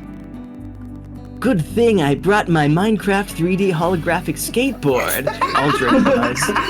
Wait. 6 bonus DLC Halo 3 edition sponsored by Bluetooth. Yeah, excellent. Your story was going so well, and then you just... I would not say it's going so well, but it was definitely going better than... What a callback! I wrote the What an second half ending. of this. That is a callback. Minecraft 3D holographic skateboard. Koda, Will I never escape? who wrote this? Sorry. I ran out of time, okay? What can I say? You had a great line. You had a great line, and then you Oh my killed god. yourself. What if we just pretend this doesn't exist and then end it here? Oh, that's the best part. And then he suddenly remembered he hadn't paid his ghost insurance for the month. This will be hard for me to place in my ranking. Oh, it's gonna be super easy for me to place. Oh, 100%. That ending was... Matthias is like, it's on the bottom. Number 1. I mean, that's fair. That's fair. He wasn't even here for season 1, but he's still making me references. One game in, and he's already figured out the meta. DLC, Halo 3. I was so into it, and then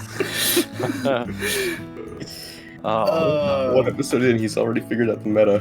Make fun of me. Damn it. Yeah, it's been the meta for a while. Alright, so reading fake memoir is going to be Prime. Yeah, okay. Alright, I'll put the Pokemon down. Alright. 1 second.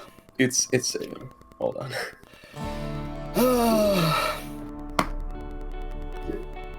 Oh. Okay, how long is this one?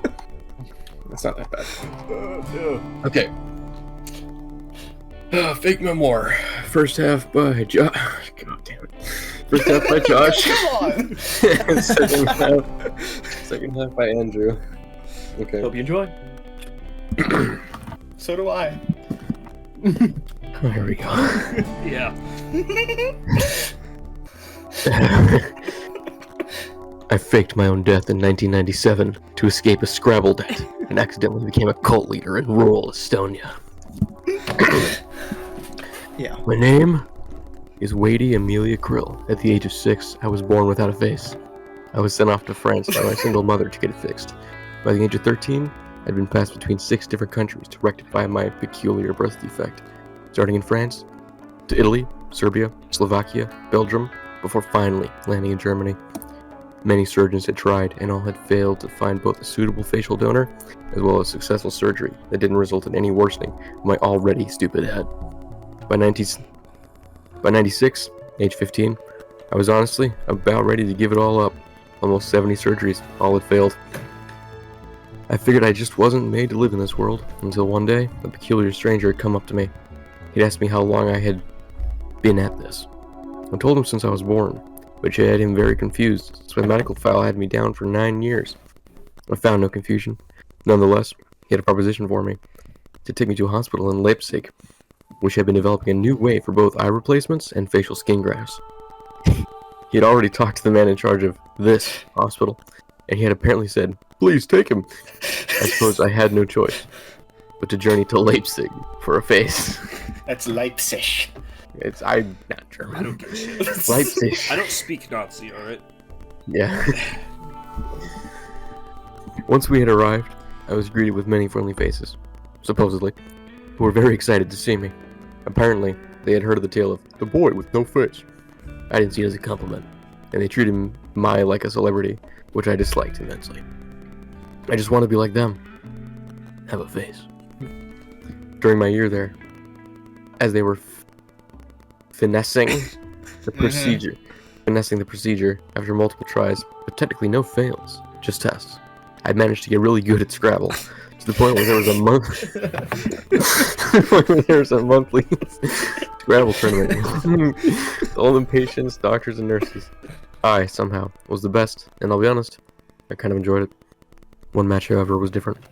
I'd won the final championship, and I was going to be given a trophy of some kind. I thought to myself, is this finally it? Will I finally be given my face? Not so much. Apparently they wanted to put me out of my misery. Oh, fuck that shit. Clutching my hat, I felt the nearest breeze. So he is blind. How is he talking? But I felt the nearest breeze and leapt out the window. Okay. I felt as fast as the wind as the shot. I would love to hear part 2. This is it. Okay. Didn't you write part 2?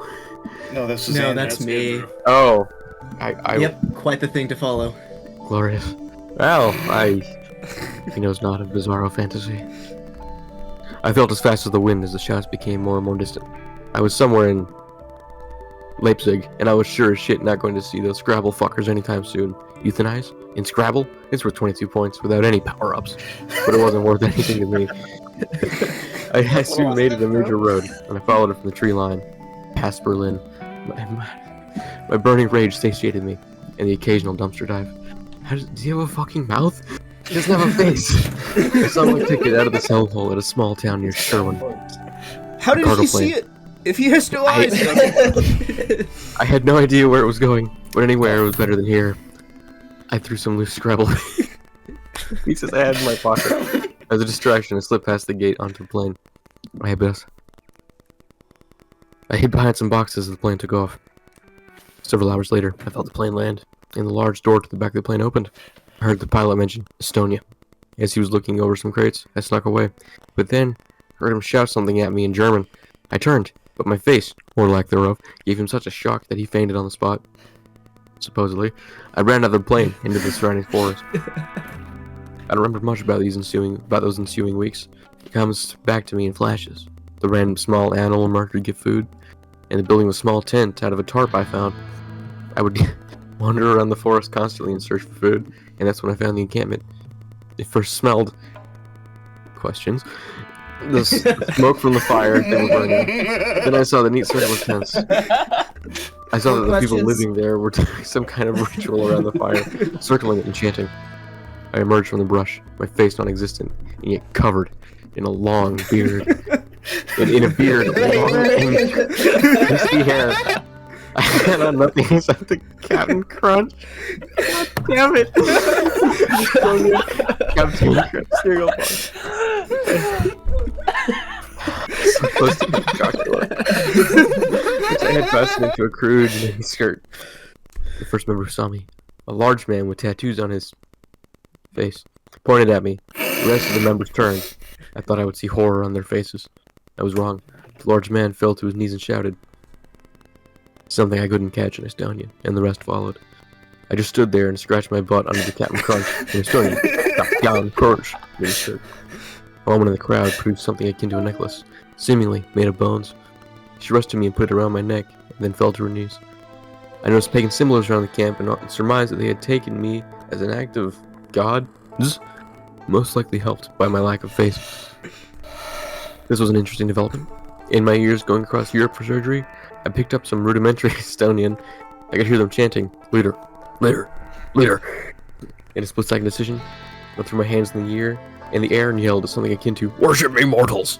I found out later it was actually "Birthday, me weak people!" The crowd recoiled, and began to praise a god I didn't recognize. The large man ran up to me and ushered to me the largest of the tents. I asked for his name. He said, "Igar." I only said this, "Igar, I have a game to show you. This will be the most important moment of your life." I love this story. This is great. I everything I envisioned. About the lack of face and yet ability to at times smell and see. I was imagining My favorite part is the fact that nowhere like in to the think prompt that's does it mention that he intentional doesn't have because a face. Also, I feel like it's really Josh important is to know, does euthanize actually give you 22 points in Scrabble? This is important. This Yes, is it does. important. This will make or break the Does it, entire story. Andrew? I'll have you know. Yeah, It is like the lure, realistic. honestly. I looked it up. It does. It's 22 points. Okay, so yeah, is there like a place where you can just look up like entire words worth? Yes, there is. Okay. I was thinking, no shot you spent the time looking up the individual values. And then I thought, maybe like a you just double spelled word? euthanize enough It's gotta be times. double word. That's like a double word or like a triple letter or something? What's going No, on? that's remember he said without any bonuses. No bonus. No bonus. That's the Z hey, is 10 points, I think, right? Yeah. I don't remember. No, it sounds right. Last time I played Scrabble, I could read Chinese. You know, I was waiting for the brown tattoo marks. I was really waiting for it. It's coming around. They're coming I'm back. completely honest. I'm extremely disappointed, Josh, in you specifically. There's not as much Bizarro Fantasy as there could have been, given the prompts that I had given you. The other one, I'm might I actually remind really you... happy with how this turned out. I think thought he Josh did really did a well great in that job. first half. Alright, Yeah, alright, I let's- thought You this was picked the... good. No, it was fine, it just wasn't as Josh as it we could got have one Josh. last story Yes, before I think we it's get gamers, to it that is discussion getting segment, late, right? So and we yeah. still have the discussion segment Let's- to go. let's Yeah, head we'll on get to there, we'll get surrealism. And one story. Alright, Surrealism, surrealism as read by Commoner. Good for me. Alright. Okay, let me go find the link to that. It's a single page, which means... It's it'll be true. It fast. is the shortest story. Alright, It is Surrealism. So- everyone. my Silence and access Peanut has Gallery. expired. What's our who are our first and second half contributors here? excellent. First half Koda, second half Nicholas. Wonderful. Alright. Surrealism. I'm excited to do this. A city wakes to find all its shadows have detached and begun living lives of their own. The Metropolitan awakes. Not from their dreams, not from their work, but something else. It was a flash, a wave, a fire. A deafening noise that would silence the world. People in the city awoke with a dulled sense of perception. Something was off. Subtle and odd as it was, things just didn't seem real. Why? Of course. Our shadows were missing. The people thought that they were crazy until they only stepped outside. Everyone was flat, but the shadows were all about. And they were running? No, they were escaping. But why? Some shadows were digging into the ground aimlessly, others gripping their extremities. Some even cried deaf sobs of tears. The people panicked and looked amongst each other. 1 part wonder, 2 parts fear. The shadows would fall off buildings, float down the stream, aimless and flat. The children say that the shadows remember. Then grew an eerie noise from the west. A local train rumbling? No, it was the planes. The planes descended gracefully. Angelic screams of engines whined beautifully as wings were seen slicing fluffy clouds of abstract shapes and sizes. The shadows aboard, with their newfound dimensions, were quick to embrace the roundness of the earth. Could shadows die? The ones floating flat through the river's calm rapids had no comment on the matter.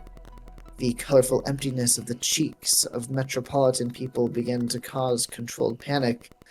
People talked in loud whispers. Some tried to grasp the dead life of the time before. All acted as if nothing out of the ordinary was happening. Was it coincidental that only those who played in the sun were more calm about today? No, they were clearly more akin to such oddities, all while the shadows traveled and played with their fleshy forms. The children chanted gleefully in circles of sorrow that the shadows remembered. Both people and the shadows ran from such sights, with people never quite outpacing the theoretical competition of the shadows. Escape was all that anyone defined, unlike the planes. Planes of view were colliding as on the people and not the shadows. The crushing mass lifted our spirits to new heights and perspectives. A reality check? Of course not. As the bodies of the people touched the physical form of the shadows, their bodies warped into the splitting outline of the being. Some believed that the very sun controlled the shape of form that we began to take. But why?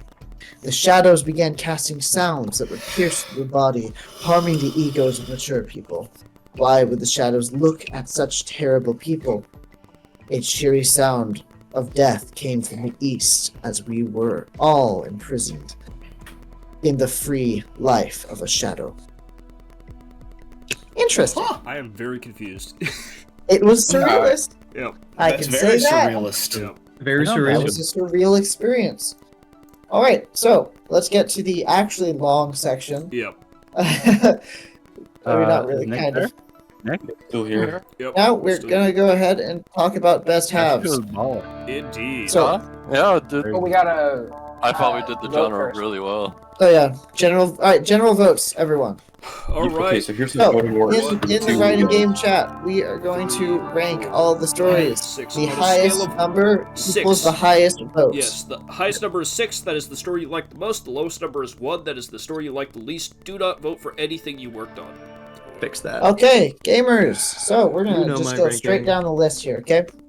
First up on the story is romance. That means Prime and me are not allowed to contribute to the conversation based on which half is better at all, and that's for the rest of you to decide. Who do you think had the better half between me and Prime? Go ahead. Yeah, if anyone has their I don't- vote ready immediately, Yeah. feel free to place it. I don't remember a whole bunch, but I did like the second half better, mainly because it actually was a bit more of a romance story, whereas the first half was just kind of walking around talking to characters. But the first half introduced the story and made the setting. Yes. I like the first half better because it makes more sense generally. The second half, helmet came off, head explodes. I mean, it didn't make Good sense house. from the beginning, and I believe that it stayed on theme. And That's I did like the action that was taking in the better half. I'm leaning towards the second half myself personally, because it took this bizarre situation and made it work in a weird way. I don't have the story. The prompts really did hurt the story. Yeah. But Yeah, I the think, romance does happen in the second half, I think but I would both- argue that it could not have happened in the second half if the first half wasn't set up so well. Yeah, I liked the first half generally better.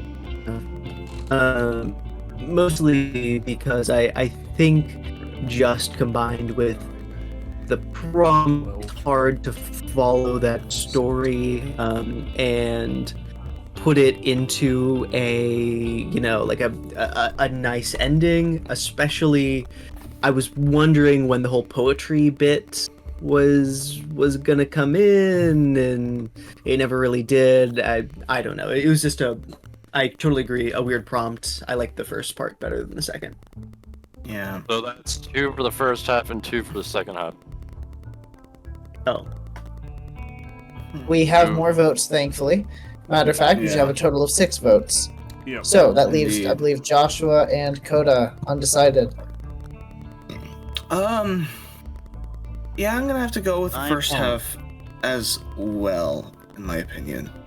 Because, like Andrew said, there was the fact that, there was that lack of poetry from Comet, and also, I mean, it showed the images of the Shakespeare. I suppose, but I think I still prefer the first half over the second half. Okay. We can't really be too critical about missing prompt bits. There's missing prompt bits in both half, but the prompt was incredibly complex and overly long to begin with. Which is why I usually encourage people to re-roll if you get shitty prompts, just because it makes for unfun stories. Yeah, at first, I thought it was a good prompt, and I do like how the story turned out. But fair. We'll move on to That's the next going to one be going to the first half then. Good discussion, everyone. All right. Okay. Moving It on. would be that way sometimes. Yep, we're gonna head on Folk over story. to folk story now. Indeed. Our 2 contributors on that was Joshua and Nicholas, I believe. Yes, though reversed. Nicholas is the first half. Josh is the second. one. I really liked this story. And I really liked the incorporation of the lullaby and how the lyrics were actually written down. And because of that, I'm gonna give it to the first half, just because they came up with that idea. I do agree with giving it to the first half for that story, because I felt that it just had a little more solid structure going on. I was kind of confused about what was going on in the second half in terms of the ending and whatnot. What was going on there entirely, especially considering the you are like us, you hear us and you hear the howls of wanting to wish we free the wolves hold your ancestors. I'm I kind of get what's happening there. Are they werewolves? For me, it was the last But, sentence. yeah. No, Because right up until that point, I assumed Lobo was a name. And when you wrote, it means she-wolf, I put it in Google Translate, and it... This is Google Translate. Is this something that Is this from a specific language, or is this an in-universe kind of detail? It's Spanish for wolf. I can agree with first 2 speakers. I think the first half was a little bit more compelling and a little bit more cogent. I thought the second part was good because it continued what the first part set, the precedent that set. but the ending of the second part was I think a little bit rough, and at times I was a little bit lost. So I am going to give it to the first part. And I'm gonna have to agree with you there. So my reasoning is, right, the best part of this, I think, is the song, right, the Wolf song, right. The first half comes up with that. The first half is also more coherent. I found myself stumbling a lot in that second half, on the, like the read out, and I think that's why I'm gonna have to give it to the first. Alright, that seemed pretty unanimous. Yep, at very least that's 4 votes, and so it would not be possible to flip it. If anyone has any opinions to the contrary, we'd love to hear them. But... Alright, Nicholas, you get that extra point. Sounds good. Woo! Look at that. Alright. Okay, next up on the docket is Cosmic Horror. That is me and Matthias. Matthias starting out, me finishing it up. Give me your opinions. First half. I also have to go with the first half. Although, Connor, your that word, the Cherokee, I thought that was pretty clever. It's just the last lines that you gave there made it a bit easier for me to pick the first half. Oh, that's why I'm picking the second half, though. I really liked the Interesting. ending. Like, for me, both halves of the stories were very coherent. They're both well written. It meshes well. I just really like the ending. The second half felt a lot more cosmic horror-y to me, which is inherent to a second half. The second half is going to have an easier time exploring a prompt than the first half. But just the Cherokee word was cool, and I like the ending. It was spooky. I do have to agree with Iffy here. I do like the second half better, and it's mostly like a what Iffy said. It got a whole bunch more into the cosmic horror of things, which it's unfortunate because the first half does do a great job of setting up a lot of this stuff. I just in the first half got a little bit lost at points, not sort of lost as in like confused, but lost as in like my mind is drifting a little bit. So just being able to sort of keep that story progression going with interesting beats. So I think the second part did that really well. The first, I think it was all really well written. I think it was all great. I think the second part just edges it out just a little bit. All right, Josh, what is your opinion? Yeah, I think I'm also gonna have to give it to the second. All right. I think you guys are just crazy. Koda, I this mean, was the your horror. favorite story. Do you have a preferred Okay. half?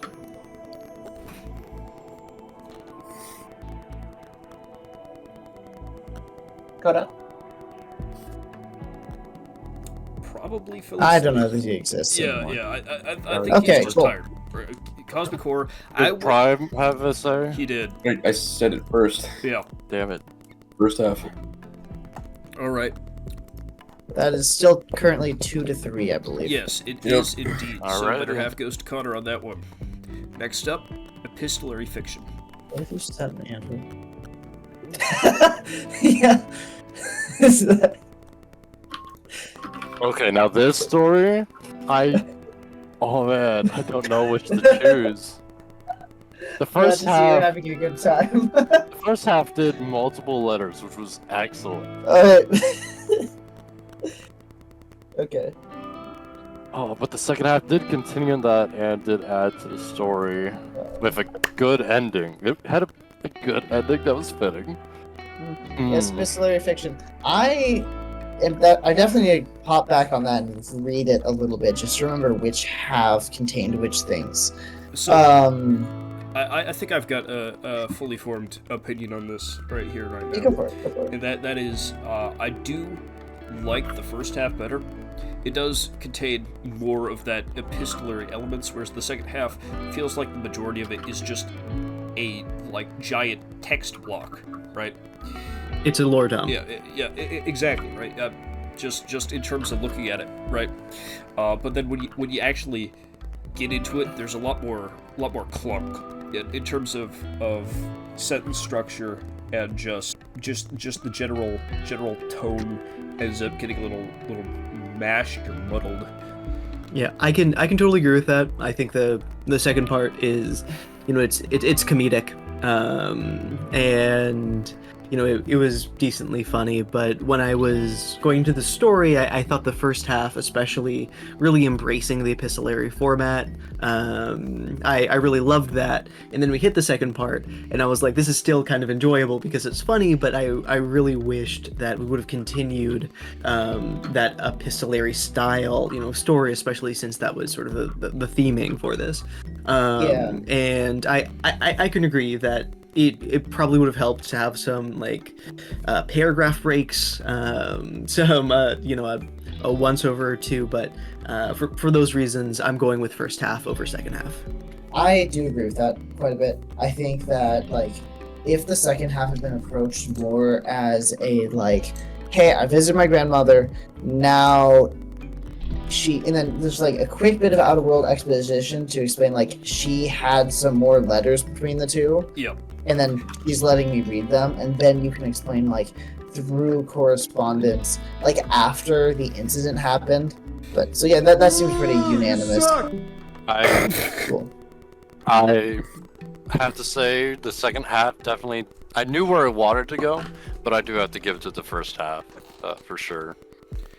It definitely stuck with If y'all found the fiction tone more. comedic, I definitely failed as an author there. I didn't see it as comedic. I saw it as a aunt or whoever, as she was trying to protect her family and play it off as try to make it a little lighter for her to take. Be And maybe it was very... the reading a little bit that kind of gave it that tone. I don't think it's entirely your fault. I tried to make it a different voice at least. Mm-hmm. And I definitely wasn't trying to be funny with it. I think the epistolary part is definitely fair criticism. As an author, I felt kind of stuck not doing that for a minute due to the last paragraph that was given to me from the first half. Although the criticism is absolutely fair. Next up is space opera. I thought it was the I thought it was thriller. Yep. Oh, is it? Yeah, I've got them all. You're right. Read them. Good God, there's a lot of these. Yeah, I know. I'm doing the fucking shit. stats, man. All right. I begin to suspect maybe we should have done the one new person per time. Yep. No. Next time we're gonna have 2 more. It's gonna be 10. No, please, God, I don't want to stay up past 3 p.m. Okay, let's go. 3 p.m. Yes.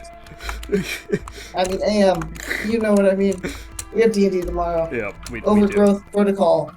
I'll go ahead and start us out on this one. I honestly found these two pretty close. I felt like the first half is a lot of good setup, and that the second half, of course, as the second half's to get into the meat of it a little bit more. But I feel like that I personally enjoyed the second half more because I felt like the tone of the first was a little bit kind of start and stoppy. Just the punctuation was a little bit jarring for me to read while I was going through that, and I enjoyed the descriptiveness of the second half a lot more. That the fact that I am taking it down to being how it feels to read, I think is showing that both halves were strong at portraying the genre, and both of them did a good job in this story. So I'm taking it down to just kind of how it feels to read, and the any grammatical criticisms I have of it. That is my opinion. I gotta go with the second half too. Yeah. I think the second half pulled ahead far enough story progression over the first that I'm gonna have to give it to the second half. It's pretty easy in my opinion.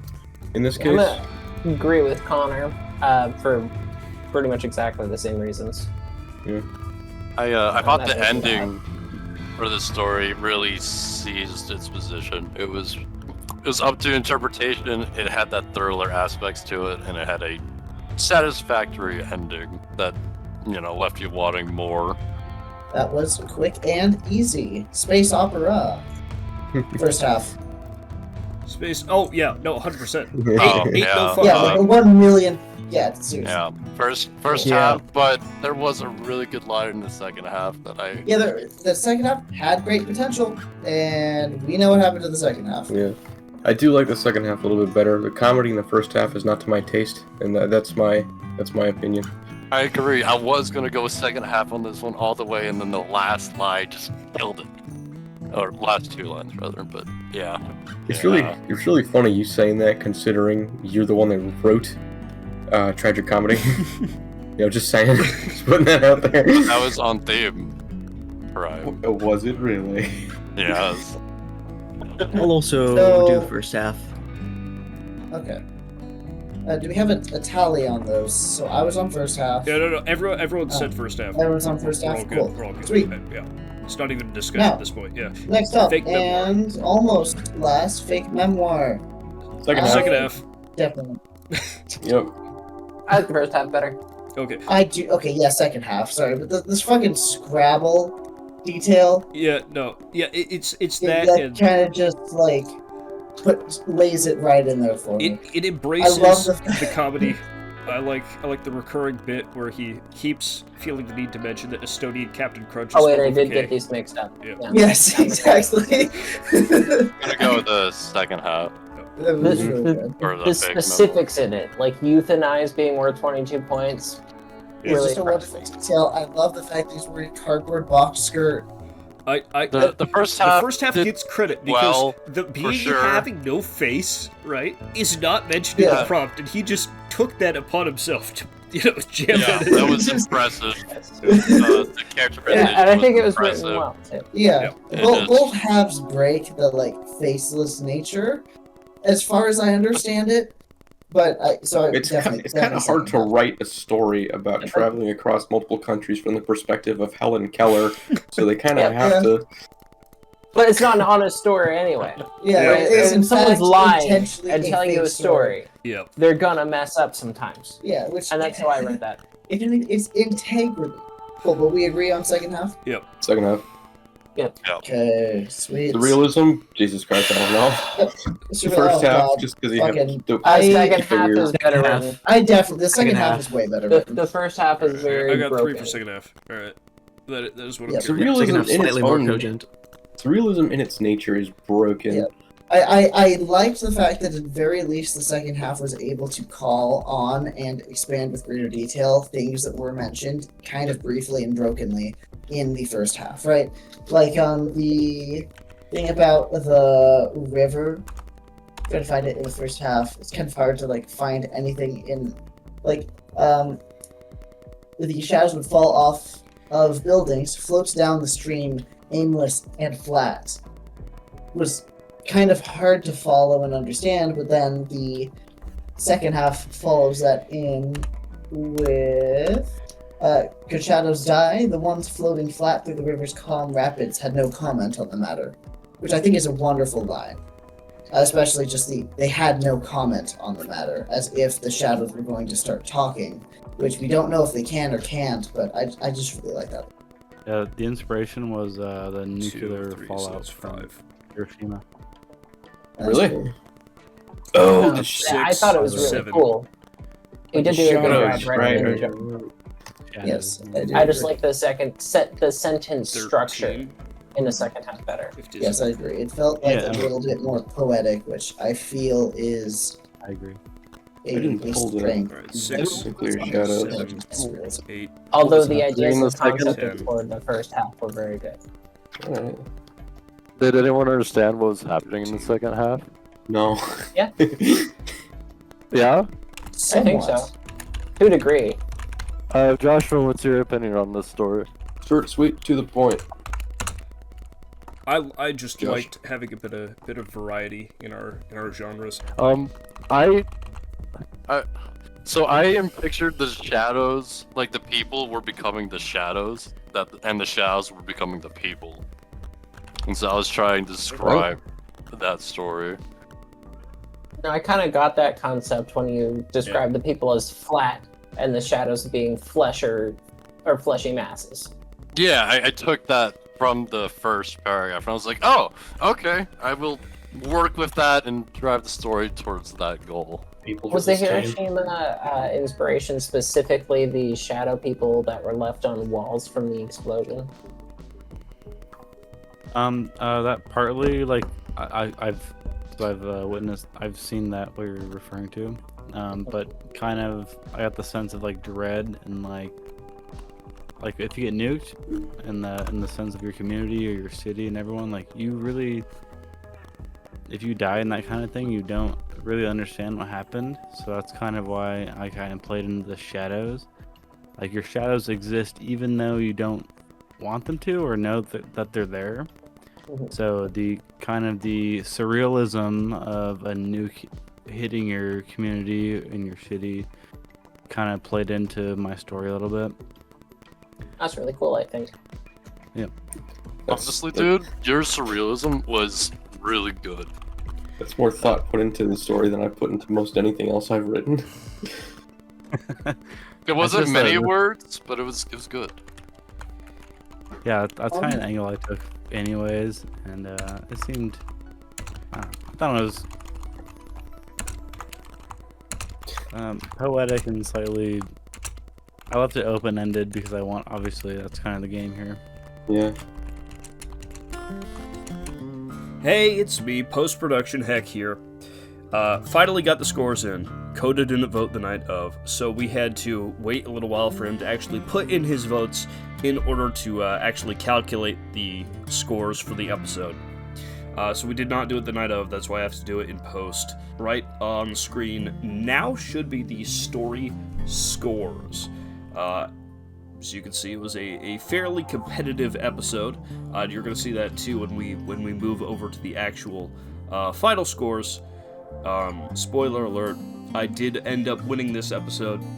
But yeah, no, this episode was absolute chaos. The raw recording for it was 10.5 hours long. It is our longest session to date. I think, or at least I hope it's going to remain our longest session, for the foreseeable future. Anyway, episode 3 should be coming out shortly. I will see you guys in that one.